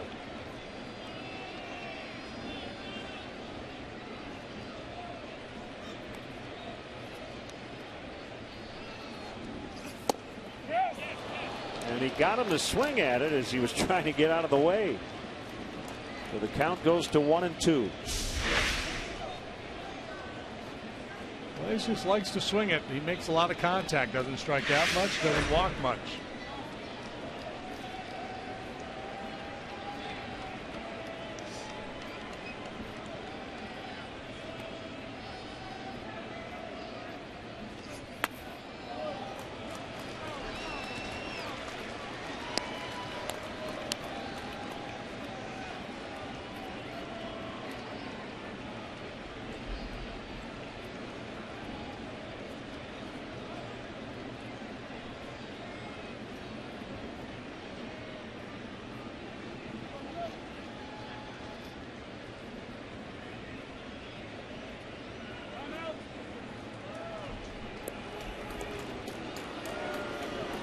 Pitcher and catcher will talk it over. Belated birthday wishes to lifelong Cub fan Ray Redoya. Turned 70 last month.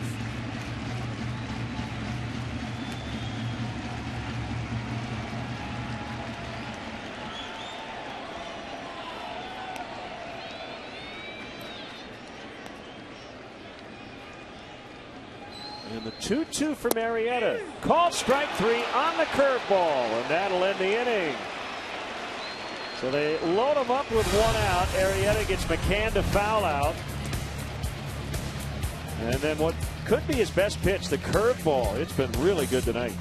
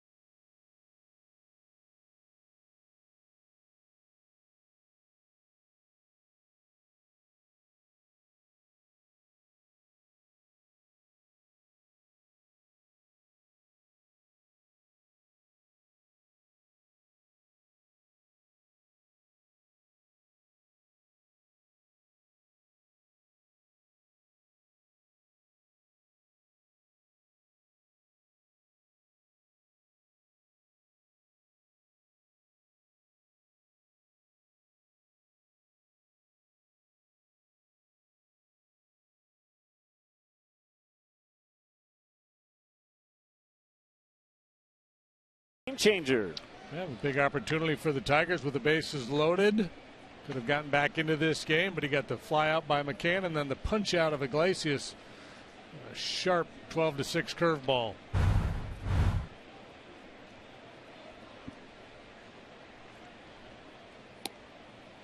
Kyle Ryan continuing in relief of Shane Green.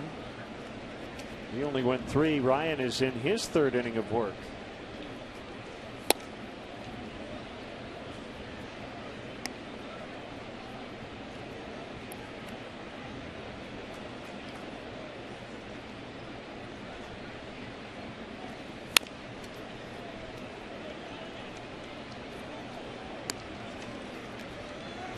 Two and 1 on Fowler. 1 out of 3 tonight. Fowler was hitting .294 on the road trip prior to this ball game. 10 out of 34. After a pretty lengthy struggle, a nice turnaround here for Fowler.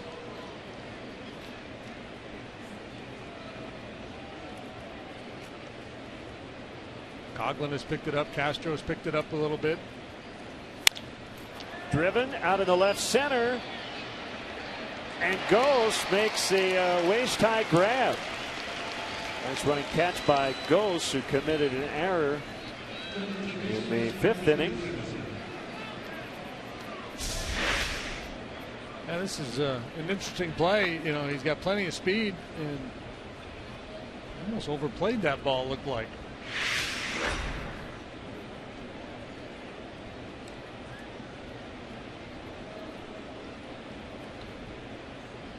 Rizzo 1 out of 3.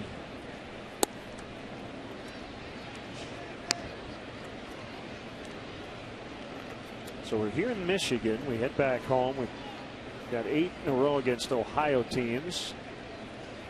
Then off to Minnesota. It's like we're playing a Big Ten schedule these days. A lot of the Central Division in both leagues.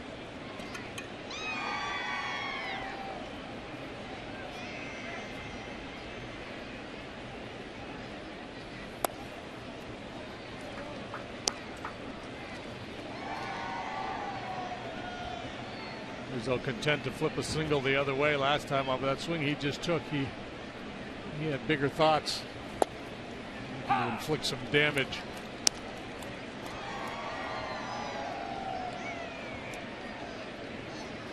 By the way, Ryan Perez, a kid I mentioned, the ambidextrous pitcher. He is an Illinois native from Hampshire, Illinois. To Westminster Christian High School, deep right, but it's going to stay in. Martinez has it. Oh, what's the kid's name? Venditti? Pat Venditti. Switch arm pitcher for the A's. He's called up recently. He has pitched effectively. In limited duty so far.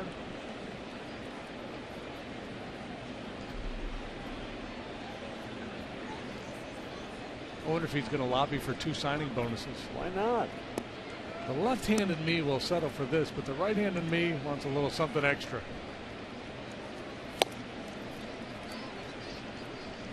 Perez out of Judson University.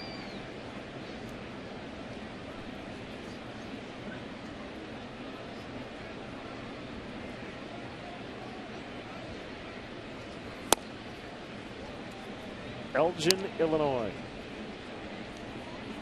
So nice to see him get drafted. Kid with local ties.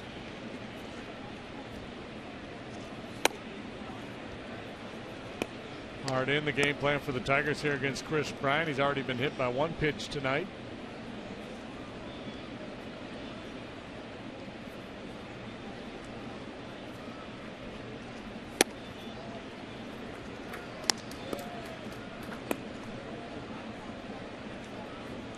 Reached on an error. Charge to the third baseman Castellanos last time up. Could easily have been ruled a base hit.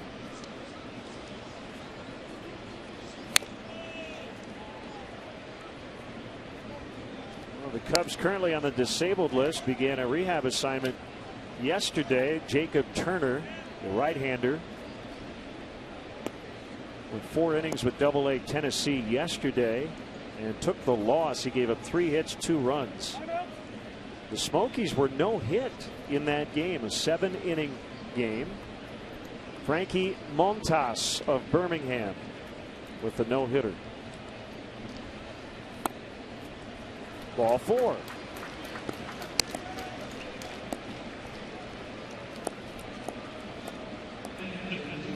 Now Montero, who's 1 for 3 with a run scored.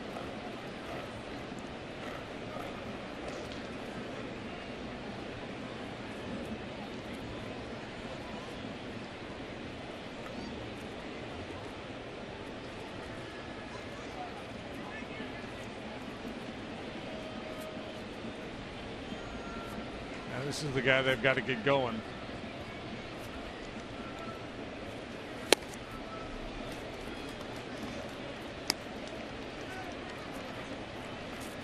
Cubs have had at least a base runner in every inning. A lot of traffic tonight.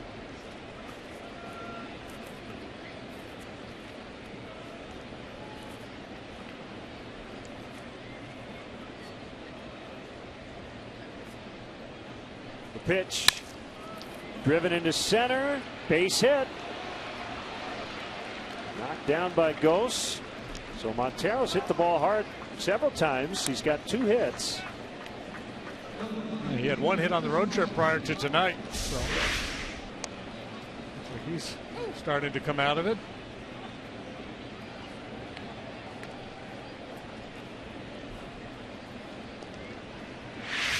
The Yankees' 7-game winning streak has come to an end. Bernard Span with the game-winning RBI hit in the 11th as the Nationals beat the Yankees 5-4 in the Bronx. Span had 3 hits, knocked in a couple. Andrew Miller, the Yankee closer, goes to the DL. He's got a strained forearm muscle. So they'll rely on Dellin Betances to close games while Miller is out.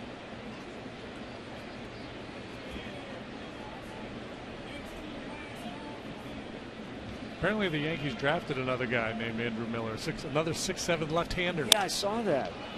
Fly ball to left. Cespedes got turned around, but he makes the grab to retire Coghlan. He's hitting the ball deep all over the ballpark tonight. 6-0 Cubs.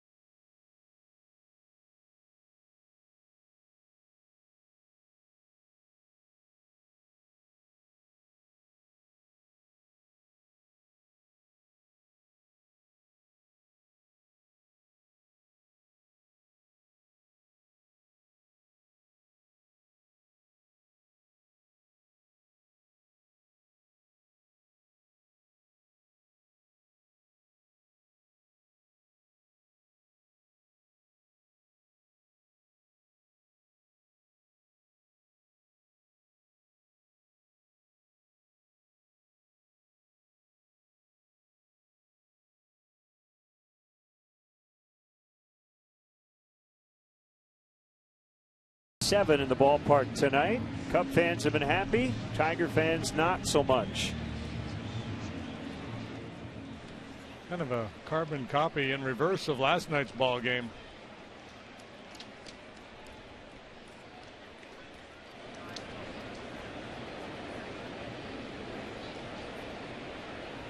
carbon copies even exist? It does in terms of the figure of speech. Yeah. Yes. It's like watching something on tape. Who does that anymore? Yeah. Do you even have a VCR? Oh, there might be one laying around stuck in a closet somewhere.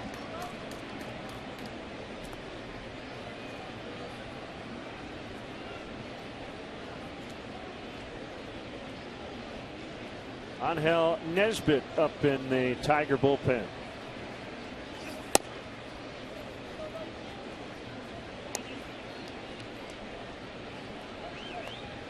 By and large, Joe Maddon has been able to kind of kick up his feet and watch Jake Arrieta do his thing tonight.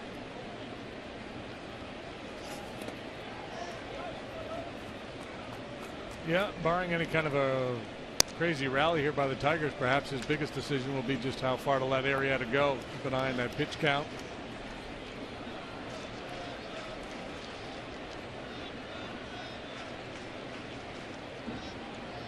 Decide whether he wants the chicken or the fish on the airplane. That's probably the biggest decision laying ahead of him. Goes tough night. 2 punch outs and an error out in center field so far.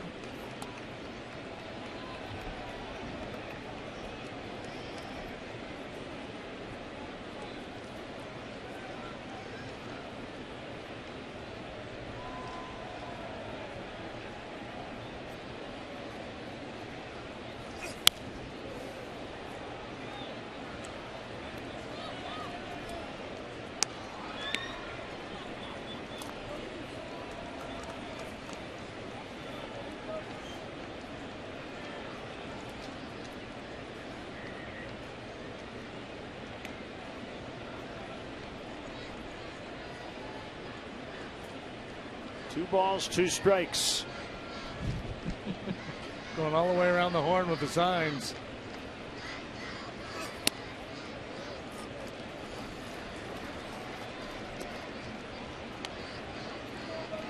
Ultimately decided to throw that slider, and Montero thought Jake wanted a backdoor, but it looked like Jake was trying to throw it in on the hands of Ghost.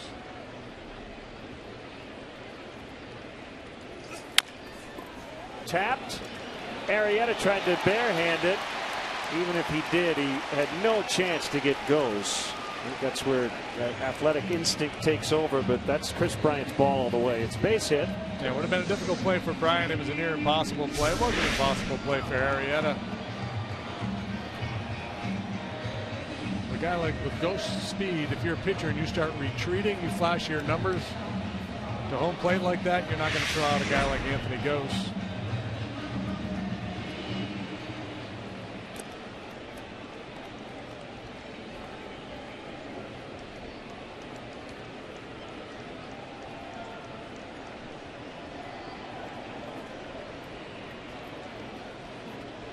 Fifth hit of the game for the Tigers, all singles. 3 in succession last inning, but they were left on base. Kinsler. That ball knocked down by Bryant. They don't get anybody out. Looked like it might be a catch. But it's an infield single for Kinsler, and they have 2 on, nobody out for Cabrera. Sharply hit by Kinsler. And if Bryant makes the catch, they're going to be able to double up Ghost.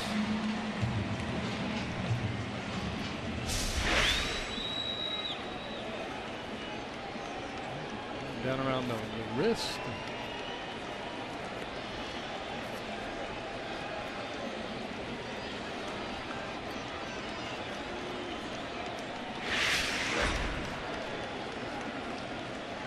Well, if there's a big moment in this game, this might be it for Jake. And the Tigers try to get back in it. Facing their best hitter, and Cabrera takes a strike. Okay, so going back to our conversation about the score, now that we're in the 6th, would you be slightly more aggressive against Cabrera than in other spots? Are you okay with him walking basically the bases loaded? No, I'm not going to. I'm going to try to pitch him tough. I mean, I don't think Cabrera's a guy you ever quote unquote give into. You're going to try to pitch him tough, try to get him out. You're not going to tiptoe around him necessarily.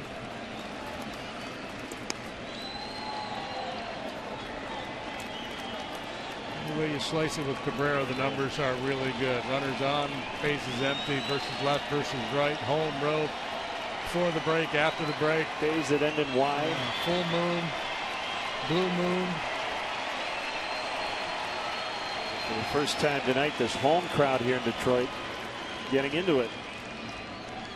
A 1-1, tapped foul.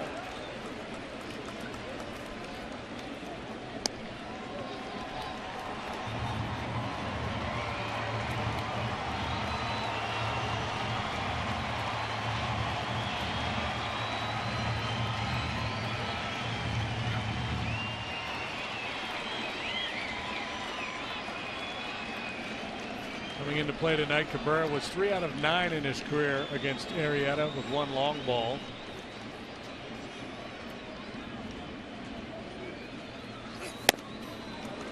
Going for the strikeout there. Cabrera wouldn't chase. I think the key here for Jake is just stay away from power. And that's, you know, this guy hits the ball well to all fields, but I'm thinking, you know, bottom of the strike zone with that cutter. Something that maybe he can punch into right field for a base hit. Just don't want to, you know, mistake breaking ball here. Or, you know, a fastball, let him cut this lead in half. You pitch away from his power. 2 balls, 2 strikes. Swing and a miss. He went after the high one. And that's the first out. Cabrera able to lay out that first high heater, but he could not resist the temptation the second time around.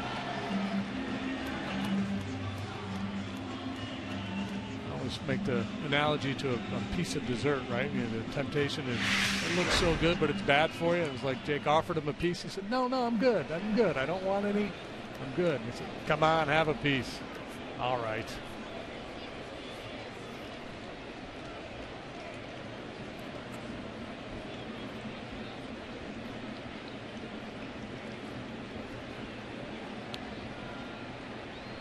Work to be done. Just 1 out. Curve. 0-1.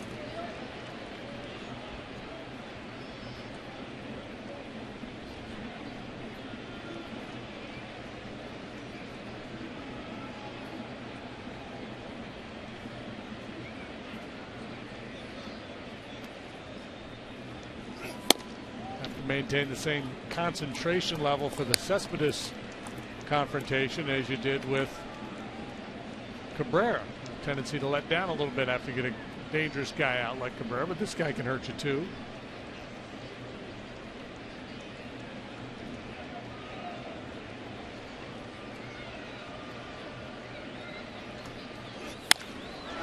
Clubbed out in the deep left center, and it's gone into the bullpen. A 3-run homer for Yoenis Cespedes. And it's now 6-3.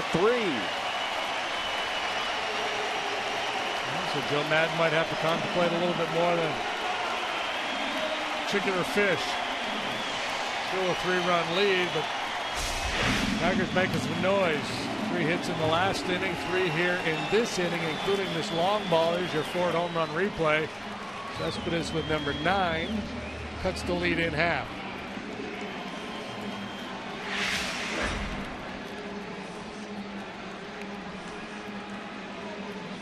That's their first extra base hit tonight.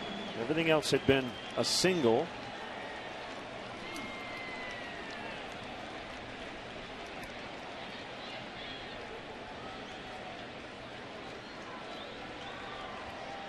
So the bases are empty. Here's Martinez. Wide for a ball.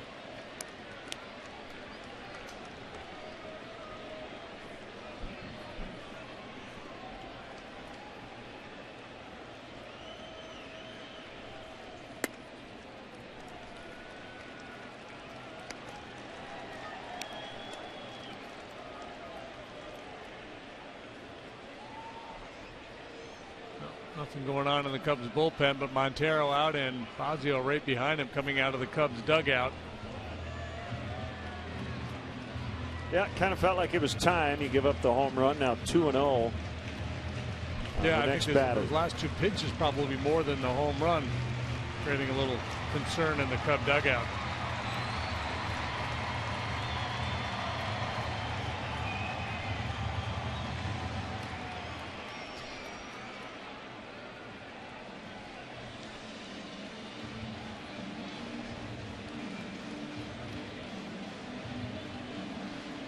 And with that, Justin Grimm will heat up in the Cubs pen.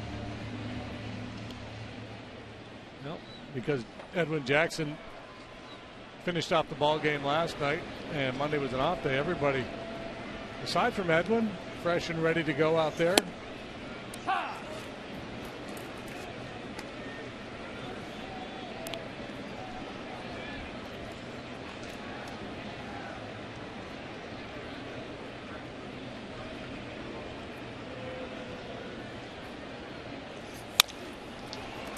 Ground to Castro at short. Get a behind the scenes look at beautiful Wrigley Field. The Cubs offer 90-minute guided tours that include a chance to step on the field.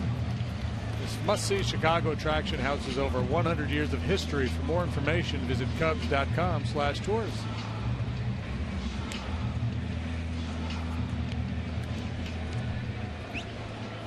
Usually it's let me out. They're saying let me in. Knows.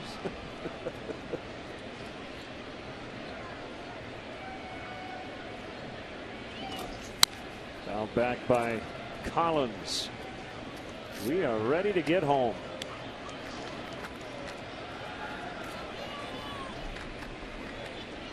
Go home and plug in the VCR.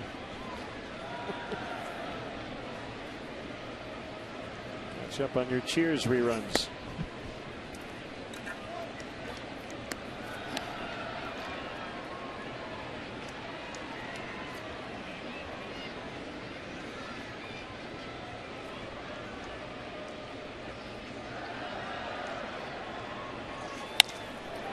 Driven out into right center. Going to be at least 2 for Collins. That is triples alley in this ballpark.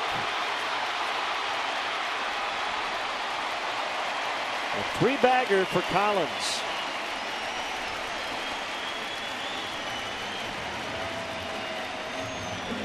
And they've moved the fences in here from when this ballpark was first built. It's much cozier. Straightaway right field, right center power alley 365. Then it bellies out towards that 420 sign out in straightaway center field. So there's still plenty of room out there in the deepest part of right and left center field. They yield a lot of triples.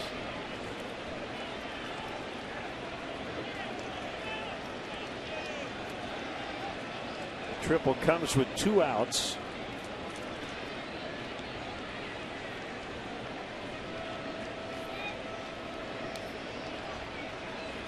Second triple for Collins this year.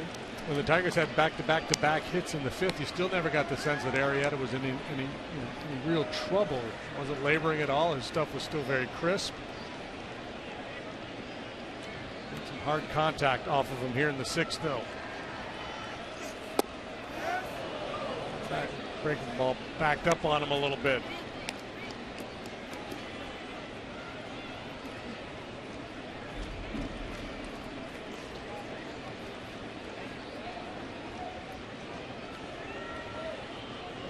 Yeah. Going to work a lot harder here lately.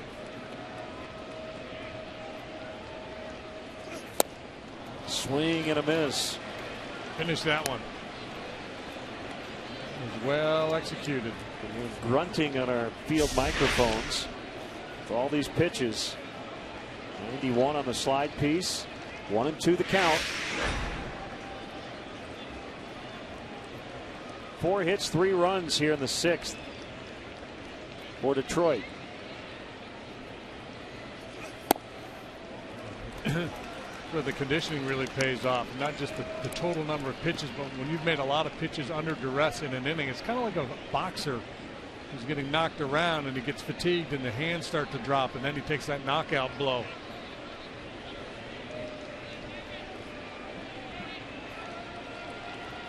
Jake needs to get to his corner.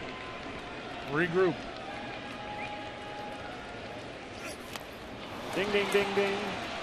The round is finally over. 3-run homer, Cespedes. It's 6-3 Cubs.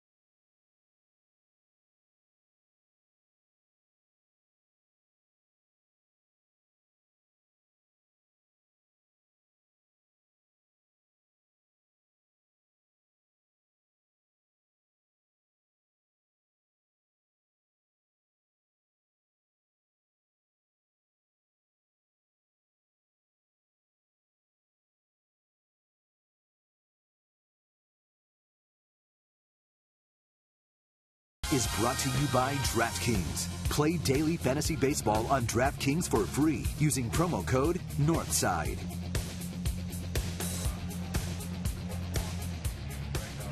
Third pitcher for the Tigers, right-hander Angel Nesbitt here in the 7th. Cubs leading 6-3. Nesbitt 1-on-1, 4.22 ERA. He's been used frequently, on for the 24th time. Time last year, this kid was an A-ball. Split the year between A-ball and Double-A. Skipped Triple-A altogether. Good arm, mid-90s heater. Cut his fastball. He's got a changeup and a slider as well. Got the high call. 2 strikes to Castro. Starter Green, 3 innings, 7 hits, 5 runs. First man out of the pen, Ryan, 3 innings, 4 hits, 1 unearned run.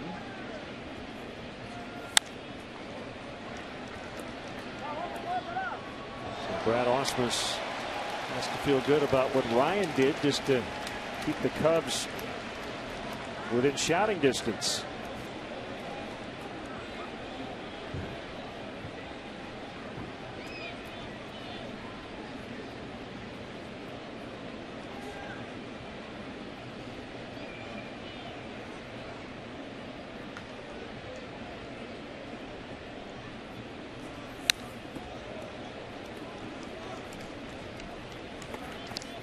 If you're contemplating a trip to Wrigley Field, the Cubs suggest you use public transportation. If you ride your bike, how about the courtesy bike check? Clark and Addison. If you drive your car, the Cubs provide free parking and shuttle service on night and weekend games.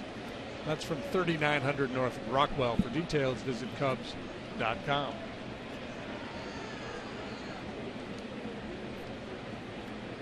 Deep breath by Nesbitt. And a ground ball in the right for a base hit.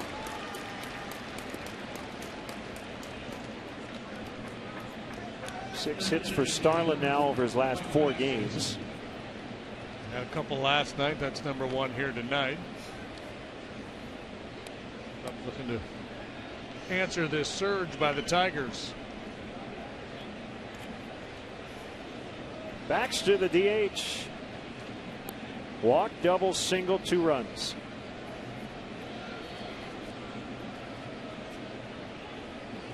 Angel Vladimir Nesbitt from Maracay, Venezuela.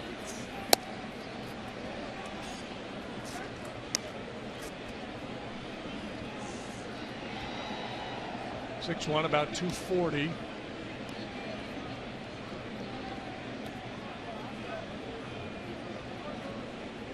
Not as tall, but reminds me a little bit of Jose Valverde out there.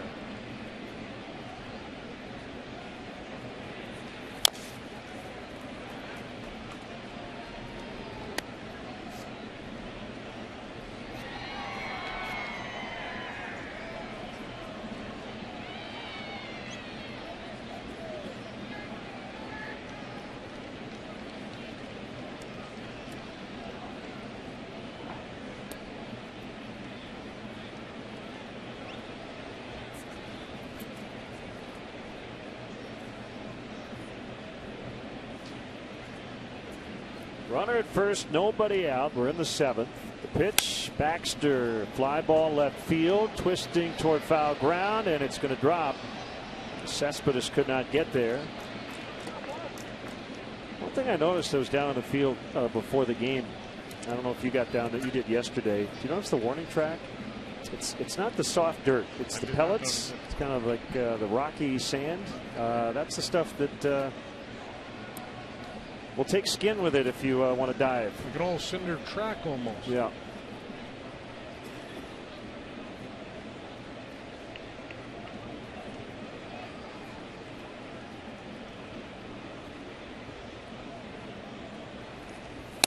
Probably easier to maintain than the other kind of dirt that you see on the infield, but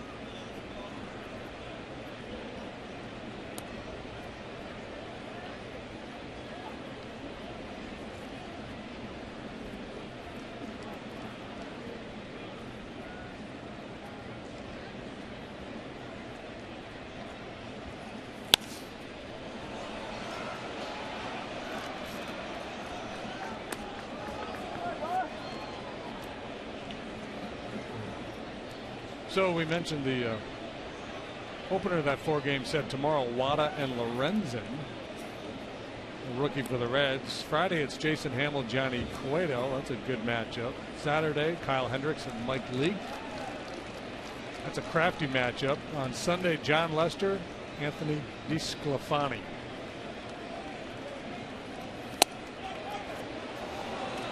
Two rough runs in a row for John Lester. He'll be looking to bounce back against the Reds on Sunday.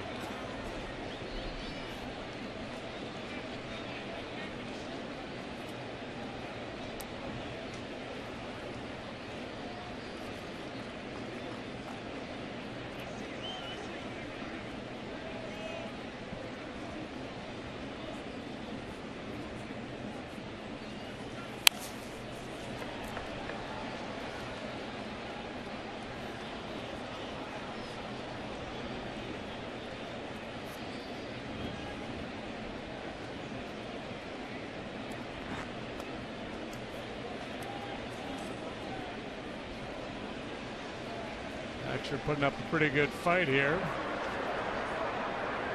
McCann and Nesbitt want to come up with a plan to try to finish him off. There's the veteran lefty Tom Gorzolani, former Cub, Chicago area native.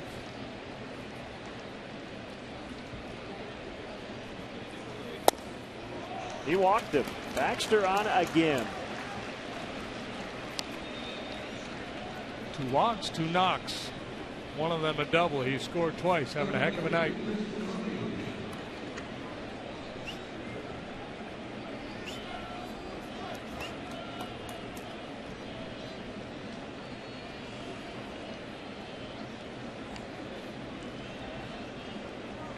Pirates bullpen's been good this year.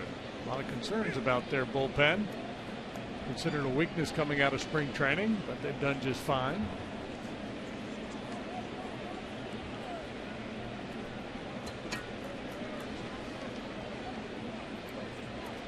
No Joe Nathan. No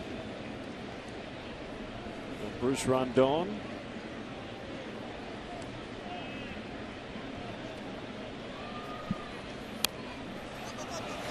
Bunted foul by Denorfia.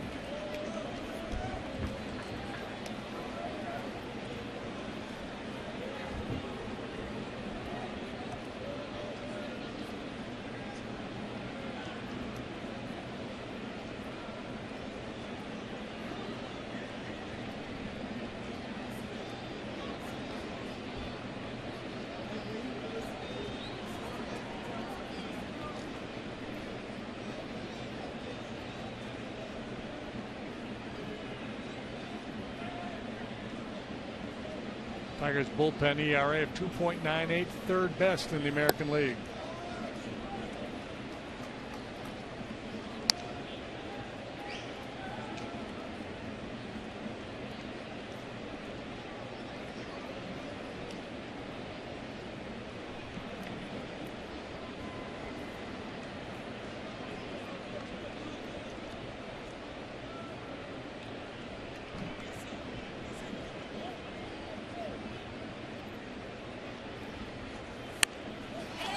Popped up the bunt attempt, foul territory. Oh, what a play.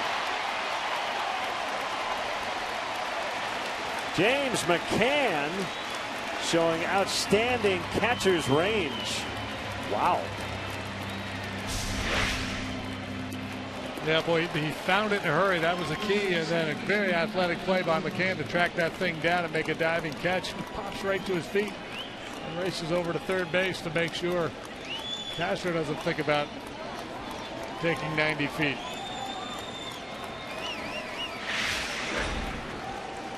Pretty slick stuff from the rookie. Recorded that on his iPad.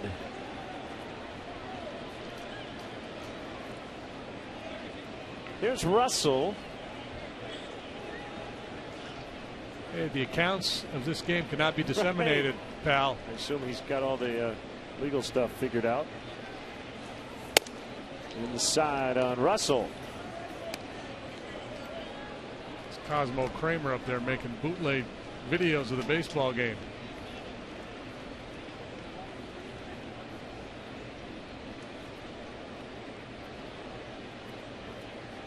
Sacrifice bunting has not been a strong suit for the Cubs. They don't try it very much. It's almost like a self-fulfilling prophecy. A lot of times when they do try it, it doesn't pan out. So you can understand why Joe Madden might say, "Yeah, to heck with it. Let's just swing."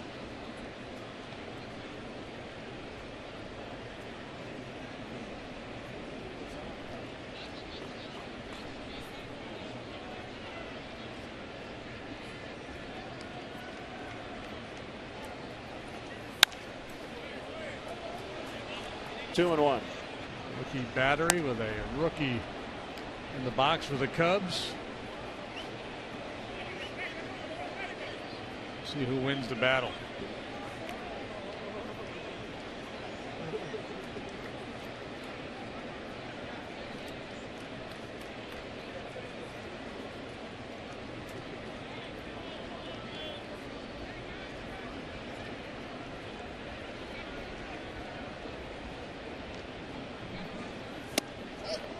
Russell could put a charge in one, and he's got plenty of power. Hit one over Ghost's head out there in center field. He'd have an easy triple.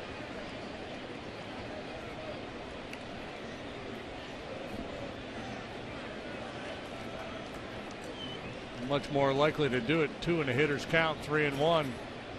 Probably get a challenge fastball here from Nesbitt.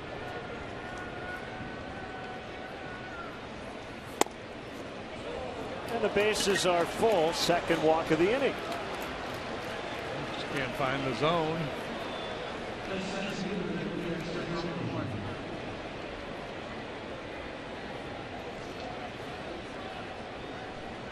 Saw Gorzolani up earlier. I would imagine it will be the lefty coming in. It's a Weber Sauces and Seasonings. Call to the pen. Why grill with anything else? Cubs threatening to add to their lead.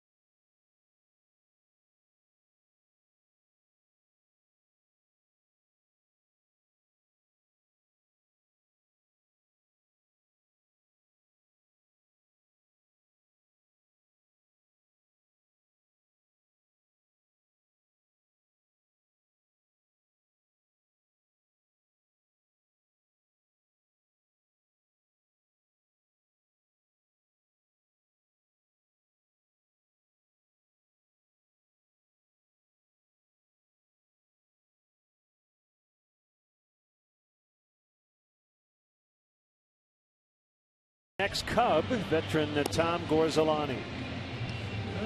Gorzolani's been a number of things. Started with the Pirates way back in '05. A few years there. Belonged to the Cubs and the Nationals, the Brewers. That's where he was last couple of years, and now he finds himself here in Motown.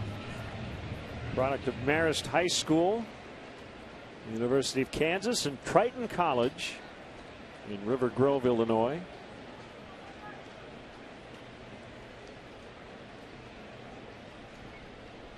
Signed with Detroit as a free agent on January 8th. He faces switch hitting Dexter Fowler with 3 on and 1 out, and the Cubs leading 6-3 here in the 7th.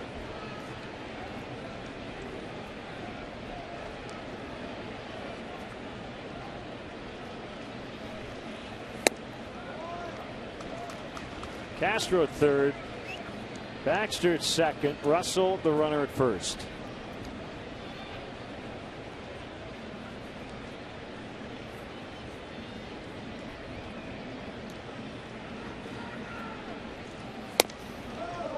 Good take, 2-0.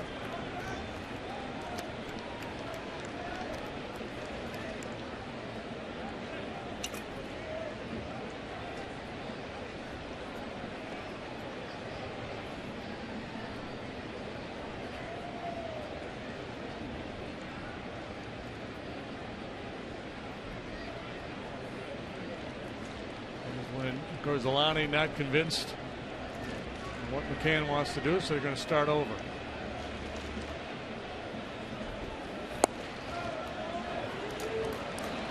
Three balls, no strikes.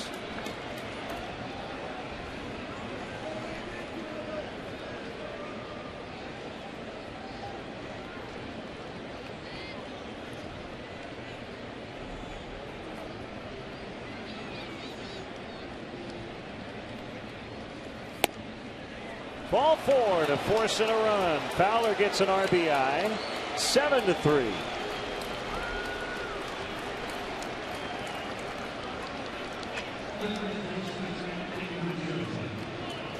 Yeah, the patience that really helped define the Cubs for a good stretch of the early portion of the season, lacking a fair bit on this road trip. But tonight, good at bats, worked some walks,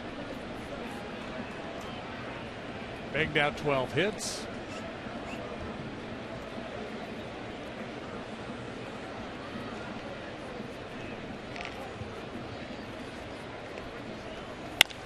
Rizzo lines one to right.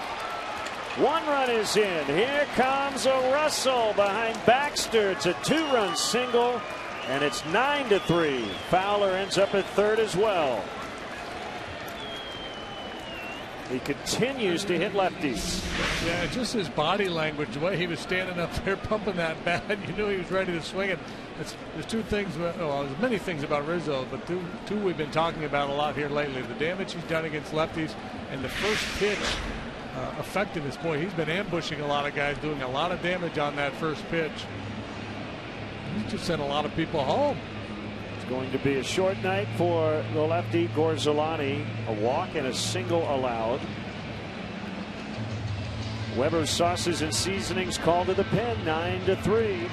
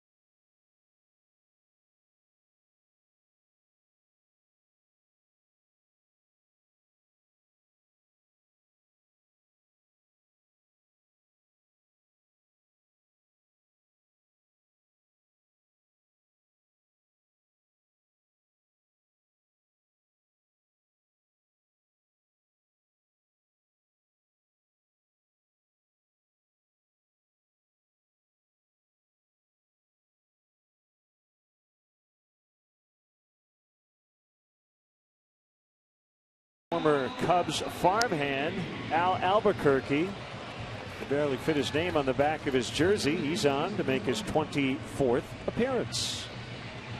Albuquerque out of the Dominican Republic, and 2-3 years in the Cubs chain. Well, more than that, all the way through 2009.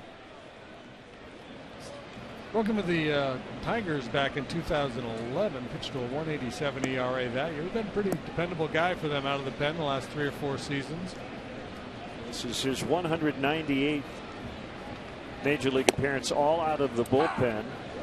And a breaking ball strike on Chris Bryant. First and third, 3 runs in. The Cubs answer right back after the Cespedes home run. Seems like the big guys due to hit a long one here. 1-1.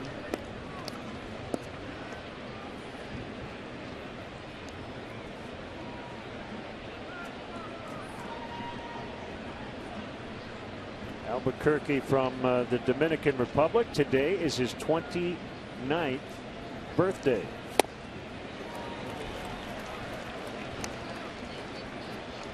It's his best pitch, the slider. 1-2. Yeah, he'll lean heavily on that. He throws it more often than he does his fastball.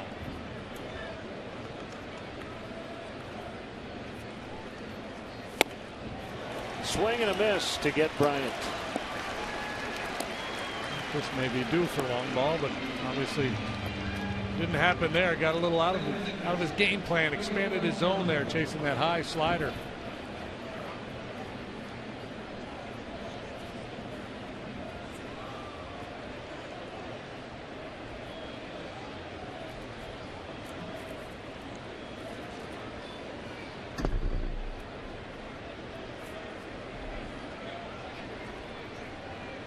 Montero, the 8th batter of the inning. Missed badly.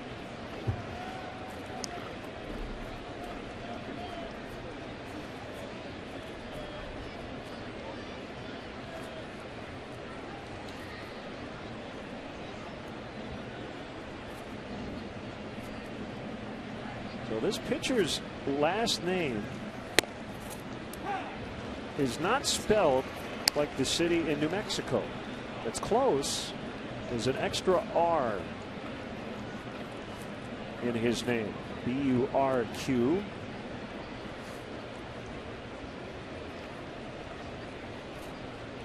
Albuquerque.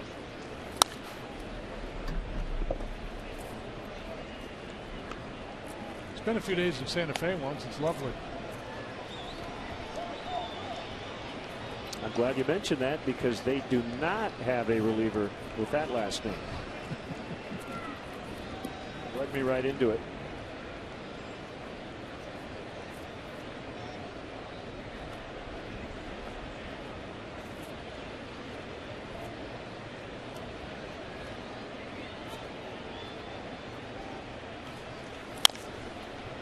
Also make a good salad.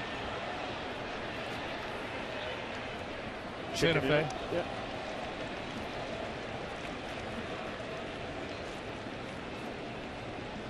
Another night getaway tonight. I just did the math. This might be the longest stretch we've had in a long time with the Cubs. Starting last night, did you know that 10 of the next 11 games are night games? That includes this upcoming homestand. The only day game is Friday. Yeah, and the start times have been all over the place.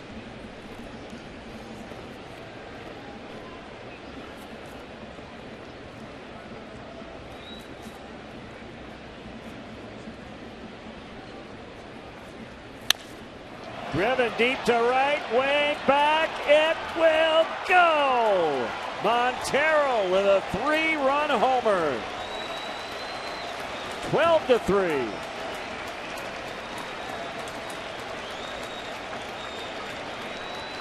Rough way to treat a guy on his birthday. Montero really not all that concerned about that. He'd been in a pretty good funk, and nice night tonight. This is his 3rd hit. There's a 4th home run replay, an off-speed pitch down in the zone. He lifted it with authority into the seats. That'll force a few more Tiger fans to the parking lot. New season high with these 12 runs. They scored 11 in that extra innings win over the Pirates, 11-10 on May the 15th. This is a mass exodus here.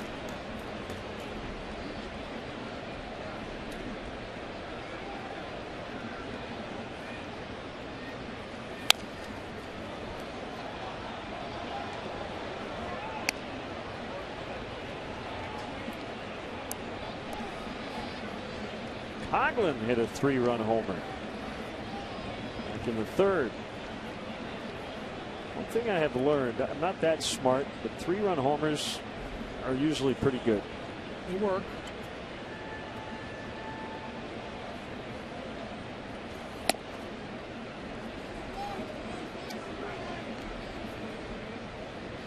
Cubs have averaged 6 runs a game in this series. That kind of consistent offense you're looking for.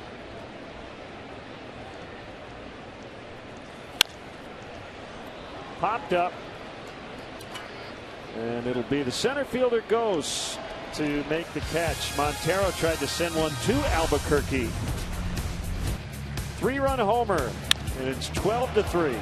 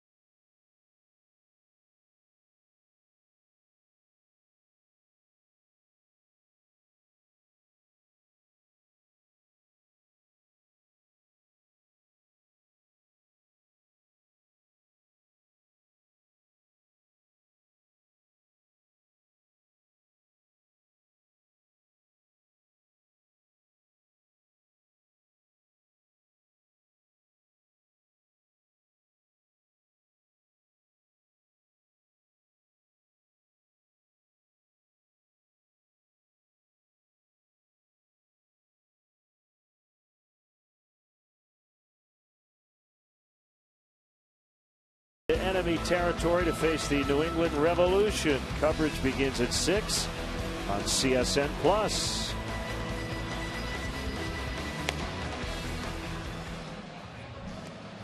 Cubs have played it a dozen tonight in support of Jake Arrieta.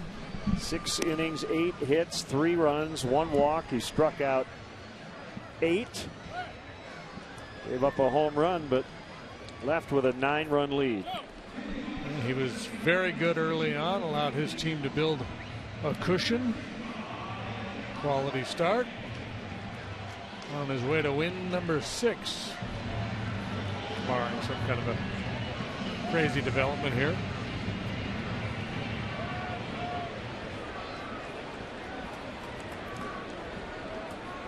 Well, Grimm is in, but it looks promising. Not Grimm. Brian Holiday takes a strike. He'll hit for McCann and stay in and catch.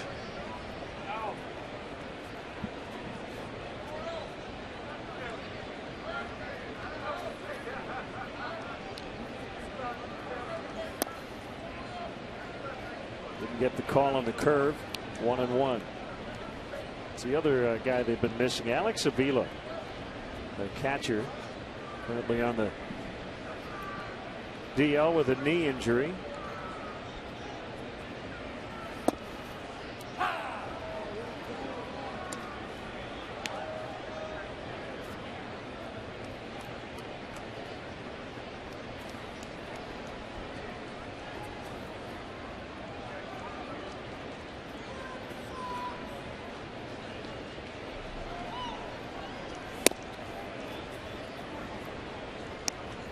He's 7, but just out of the zone. 2-2. Dave Dombrowski has not been afraid to make changes to his roster here during this very successful run. The Tigers have had 4 consecutive division winners, but been a lot of turnover. Bounced fair just inside the bag at third. Strong throw by Bryant. And 1 out. Follow the Cubs all season with MLB.com at bats. At bat is up to the moment, at any moment, with in-game highlights, live look-ins, replay reviews, radio broadcast, statcast, and more. Get MLB.com at bat for your smartphone or tablet. Well, we have witnessed tonight the best offensive performance by this young Cubs offense here in 2015.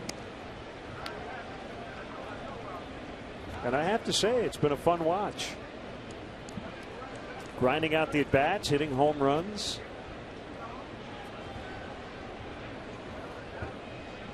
Not going to get this every night, but up and down the lineup, everybody contributing.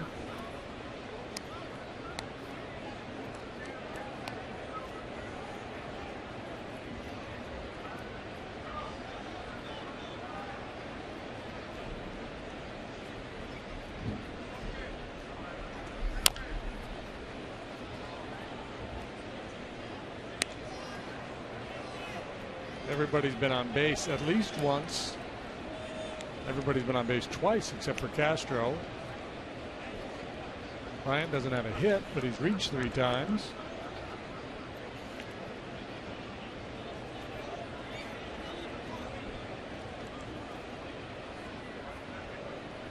No t-shirt thing could catch on.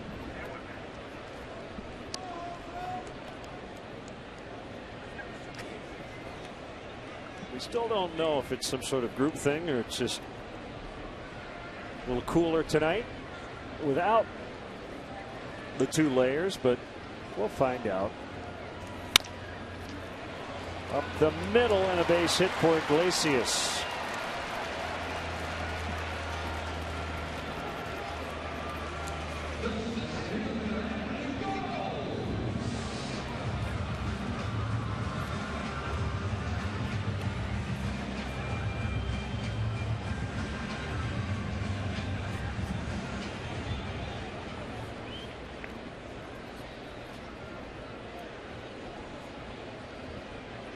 Justin Grimm, 6'3", 210 from Bristol, Tennessee/Virginia. To the shortstop, Castro, the flip, Russell, the turn, double play.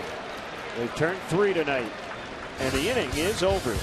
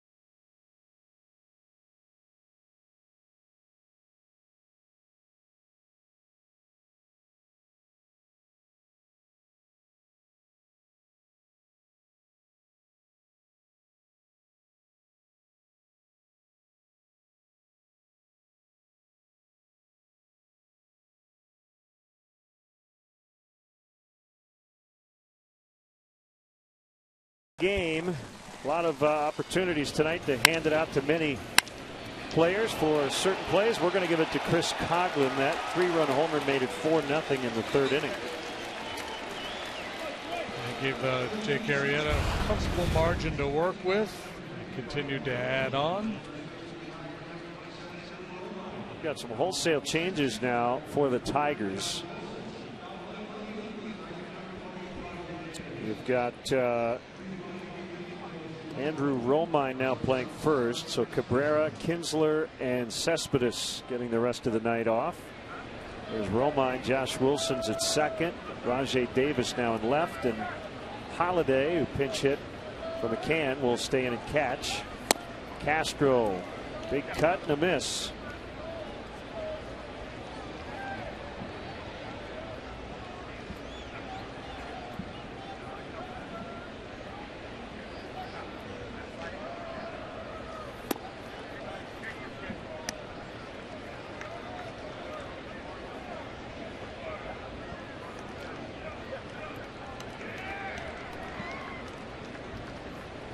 Straight up changes, JD. Good. In case you're wondering. I don't have to mess with my score sheet too much.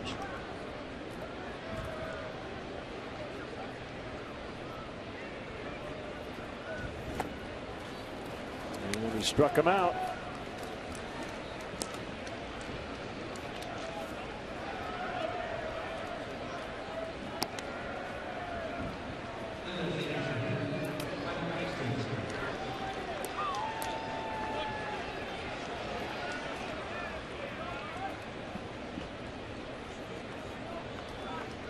Can we give a mini toast to Mike Baxter? I think it's worth an honorable mention considering he hasn't played that much. No, and that's exactly why you give him a start like this, to get him some repeated at-bats in one game. Give him a better chance to compete when he goes back into that pinch hitting role.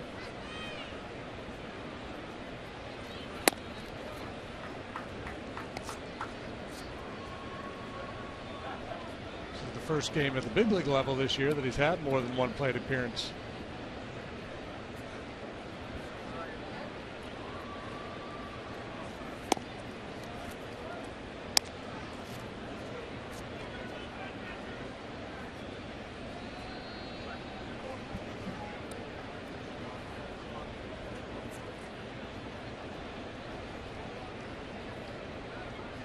Hey, you know who else's birthday it is today? No. Kate Upton. Justin Verlander. Justin Verlander's girlfriend. She was. They're not married, are they? I don't think so. I don't think so. She was spotted in the area here the last couple of days. 23 years old today. Yep, Kate Upton.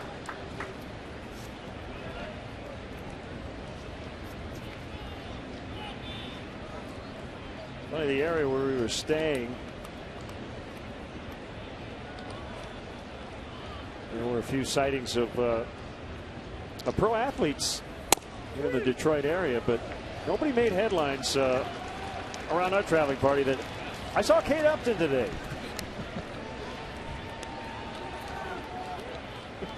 I didn't see her, so that's what I've been told. Here's Junior Lake.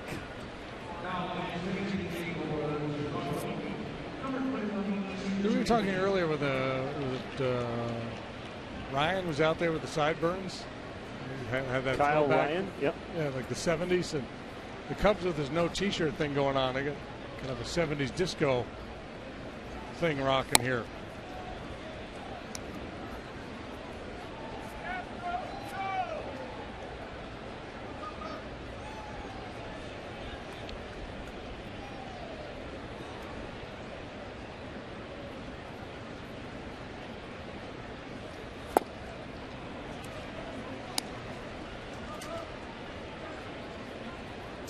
By the way, Kate Upton's uncle is Michigan Congressman Fred Upton, who is a huge Cubs fan. So there's your baseball Cubs connection to Kate Upton.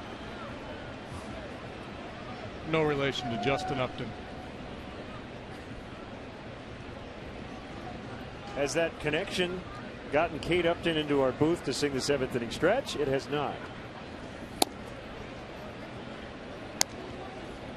2-2 on Lake.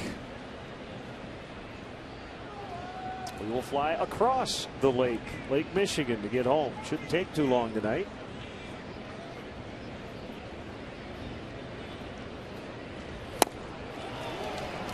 Albuquerque strikes out the side. All Cubs 12-3 late.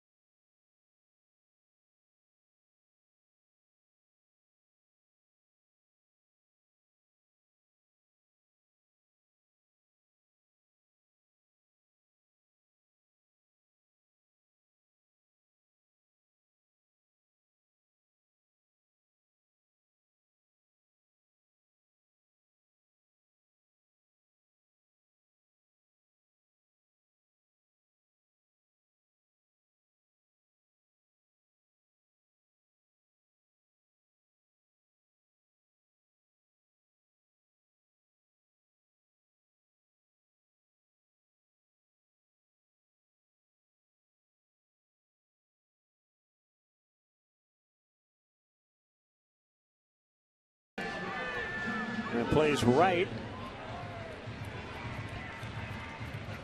And here is Zach Rosscup, the lefty. Well, Rosscup celebrated his 27th birthday yesterday. He's 2-1 with a 450 earned run average, working for the 23rd time. It'll be his 3rd appearance on this road trip. One in each stop along the way. An inning in Miami, allowed a hit and a run in that ball game. A long ball, as a matter of fact, and then in Washington, 1 inning, 1 hit, 1 run in that outing. He has allowed runs in 3 of his last 5 appearances. Facing Josh Wilson, who swings and misses.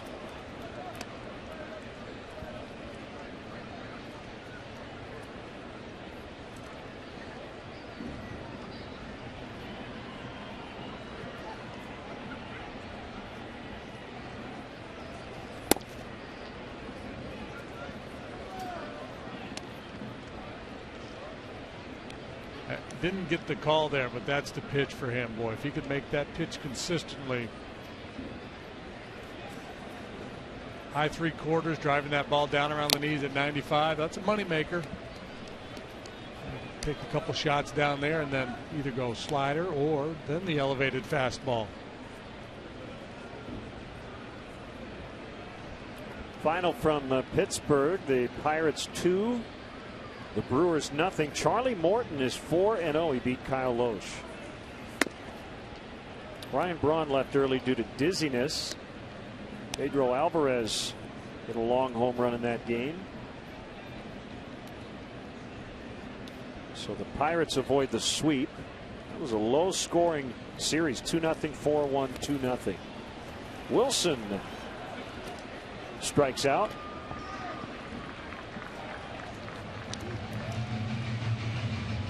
Good start for Ross Cup. Certainly capable of piling up strikeouts. Nationals held off the Yankees 5-4 in 11 innings today.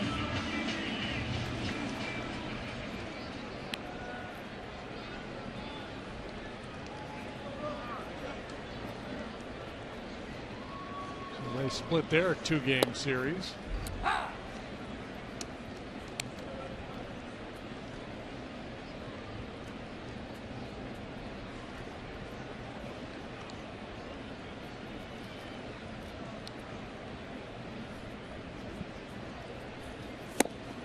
Danny Espinosa hit his 8th home run in that ball game.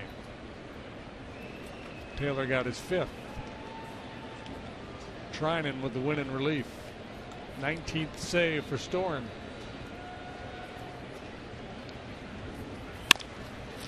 Romine grounds to Russell.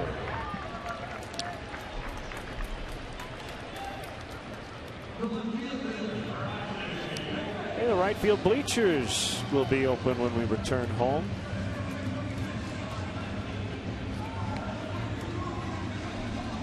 But I think interesting to watch the process of the bleachers going up here these last few months. Left and center, and now right field this weekend. Yeah, well, Chris Bryant christened the left field bleachers. And the scoreboard opened up. Yeah, he got the bleachers and he got the scoreboard.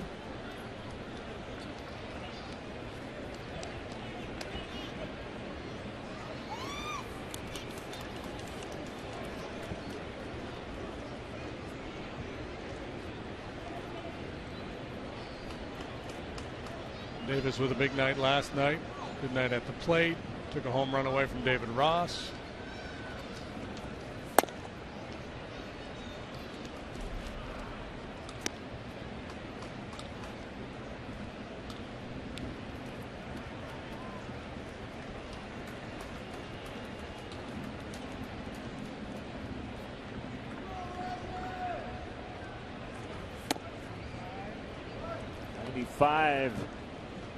But inside on Davis.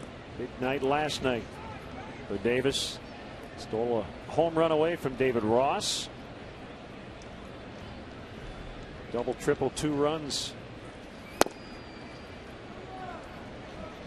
So Chris Heston, the rookie for the Giants, with a no-hitter last night. Tonight the Mets banged out 11 hits and 5 runs, but they're trailing 7-5 to the Giants in the late innings.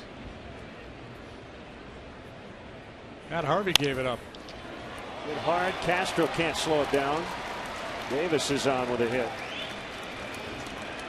Matt Harvey tonight, 6 innings, 9 hits, 7 runs allowed, all earned.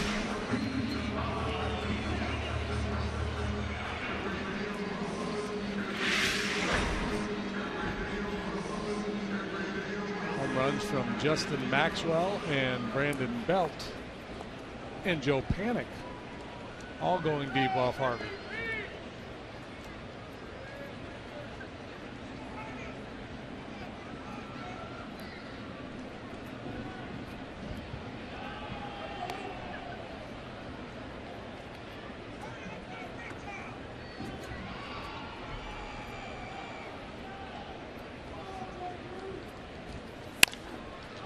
Fouled off by Martinez.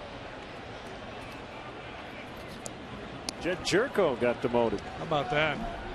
Padres sent him to AAA. Hitting .210. Corey Spangenberg had grabbed the playing time over there. It's a pretty big contract for a AAA guy. Jerko signed a, what, 3 or 4 year deal? Maybe even longer than that.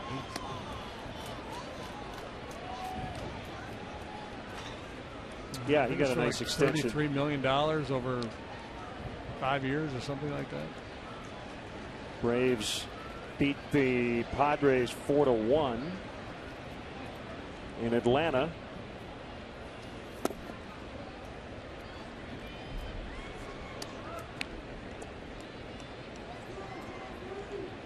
$5 years, $35 million. So Jerko making. Guess he's doing all the treating down at AAA. Yeah, $2 million this year.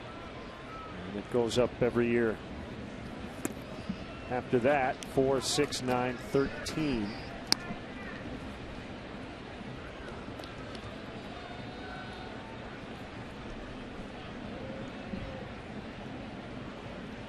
Obviously, everybody involved has a vested interest in getting Jerko back on track. Look out. Yank foul.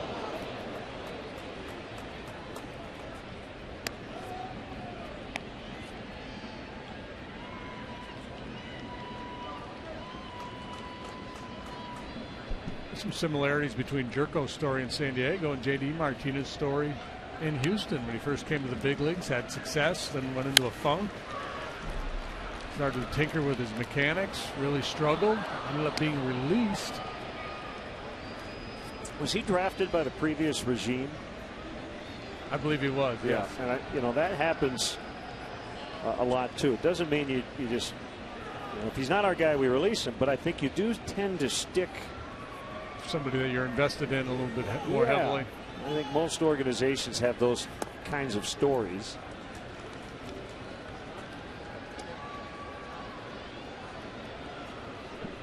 And I would say in the Astros' defense, they had so many kids coming. Yeah, at some point to the big leagues, they probably thought, even if he becomes decent, we're going to probably have to move him anyway. But the Tigers benefited big time. Signed him to a minor league contract.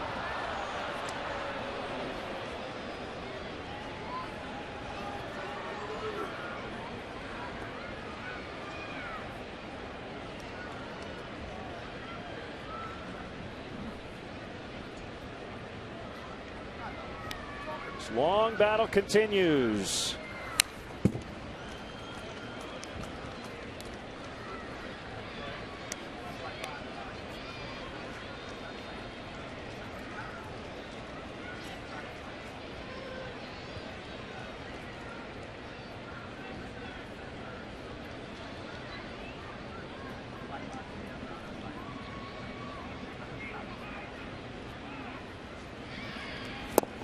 He got him. A hit, no runs. We go to the ninth. 12-3 Cubs.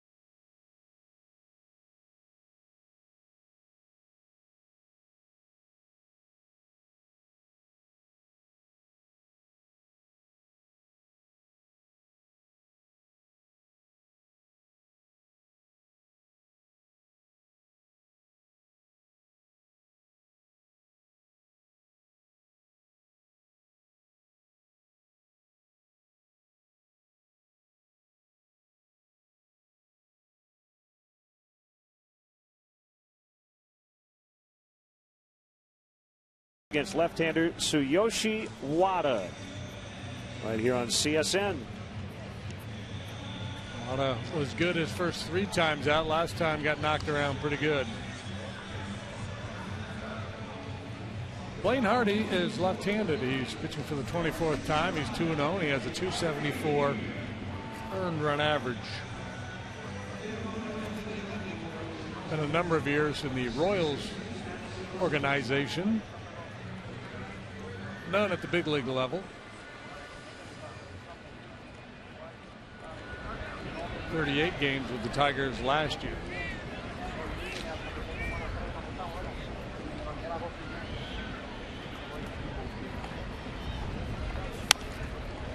Russell fouls.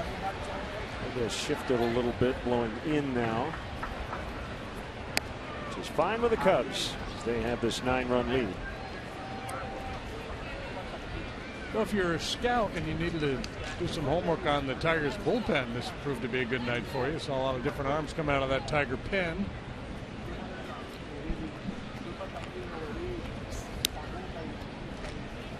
Ryan gave up an unearned run. Nesbitt 3 and only got an out. Orsolani gave up 2, did not record any outs. Albuquerque charged with 1 in an inning and 2/3. Starter Green gave up 5.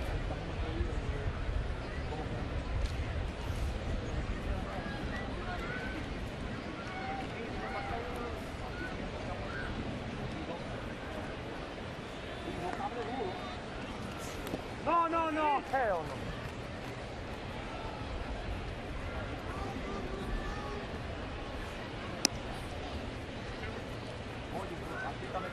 I don't think you're going to need your winter cap tomorrow night. We did the last time we were at Wrigley. Getaway day. Yeah. That was May. We're now in the mid-June.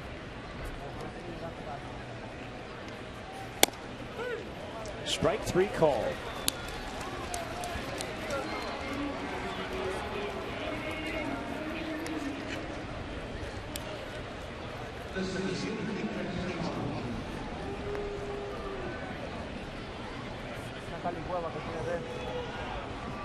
Yeah, I could say with a certain amount of confidence that I can retire the ski cap for the remainder of the year.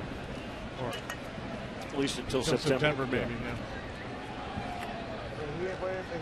I feel like September is not quite as cold. Even the cool nights don't feel nearly as chilly as the April and May ones do. As Fowler tried for 2, and he's going to be out.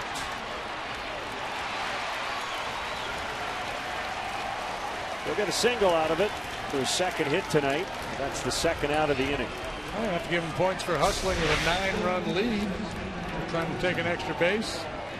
RJ Davis quickly to the ball. Good, strong, accurate throw. Game of tag. Wilson wins.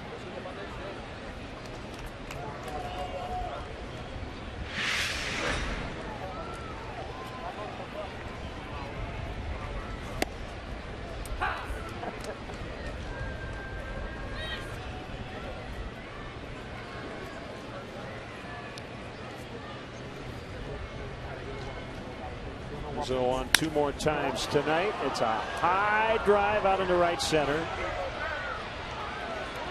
Ghost has it.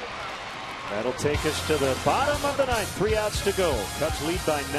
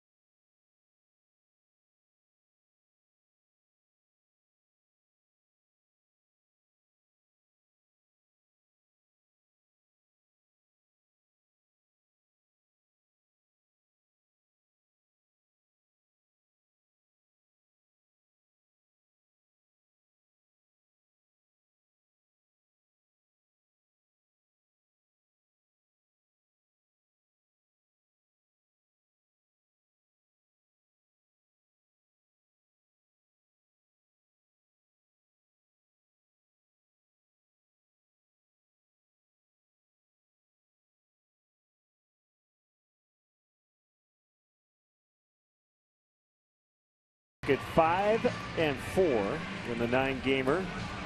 Here's lefty Travis Wood to try to close out the Tigers. It's funny, it's just one game, but 5-4 just feels a whole lot better than 4-5. And anytime you go out on the road, you're happy with 500. And yep. Facing the Nationals club, that 4-game set with the Nationals, that could have been very problematic, but the Cubs win 3 out of 4 there. After a disappointing turn through Miami, where they dropped 2 out of 3, going to split here. So all in all, a very good road trip for the Cubs. Kind of navigate a pretty difficult part of their schedule.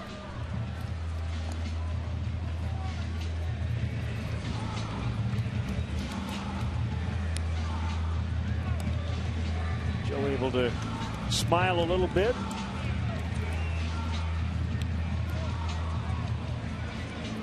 Travis has had a few days off. Last worked on the 5th in Washington. 2 scoreless innings with 3 strikeouts.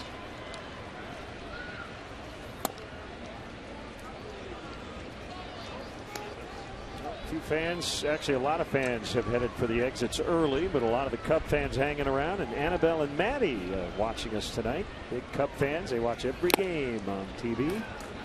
Foul tip by Collins. 1-1.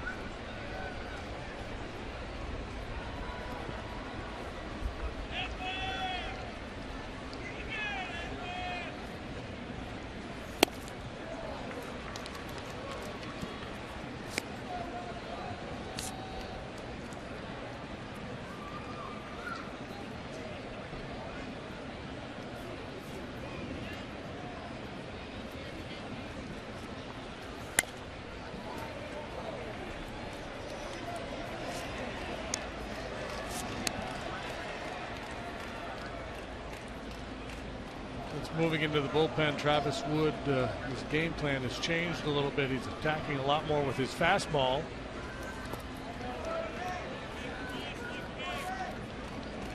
Now, Joe has definitely told him this is a much different game now that you're in relief. Don't have to leave anything in the tank. Be aggressive.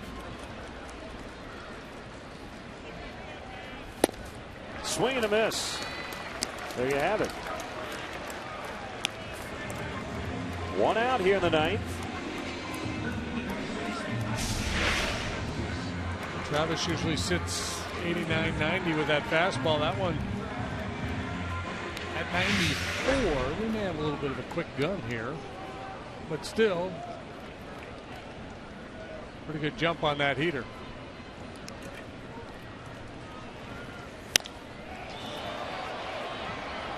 That's Fowler. And out number 2.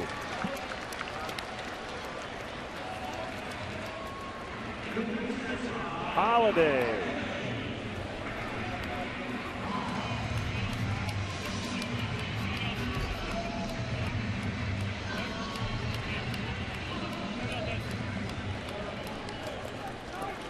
Where will the Tigers be when we see them in August? Well, they'll be at Wrigley Field, but where will they be in the standings? Many thought they'd be at the top or near it.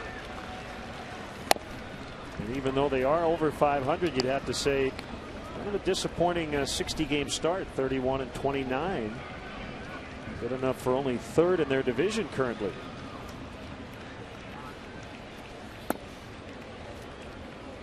Cubs will leave here at 31-26. Well, a big day for them on Saturday when Justin Verlander returns to the rotation. I bumped into Dave Dombrowski last night. I was asking him about Verlander's rehab, and he said, yeah, not just the results were good, but the stuff was really good as well.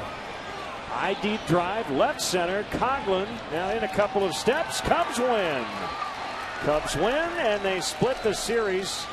6-0 Detroit last night, but 12-3 tonight. Season high in runs scored. Oh, what a great way to finish a long road trip after getting whitewashed here last night. Responding in a big way, banging out 15 hits, scored 12 runs, knocked a couple balls out of the ballpark. Good tight game defensively. Solid work from Arietta and the bullpen. Head back home to take on that Cincinnati ball club. Got some laundry to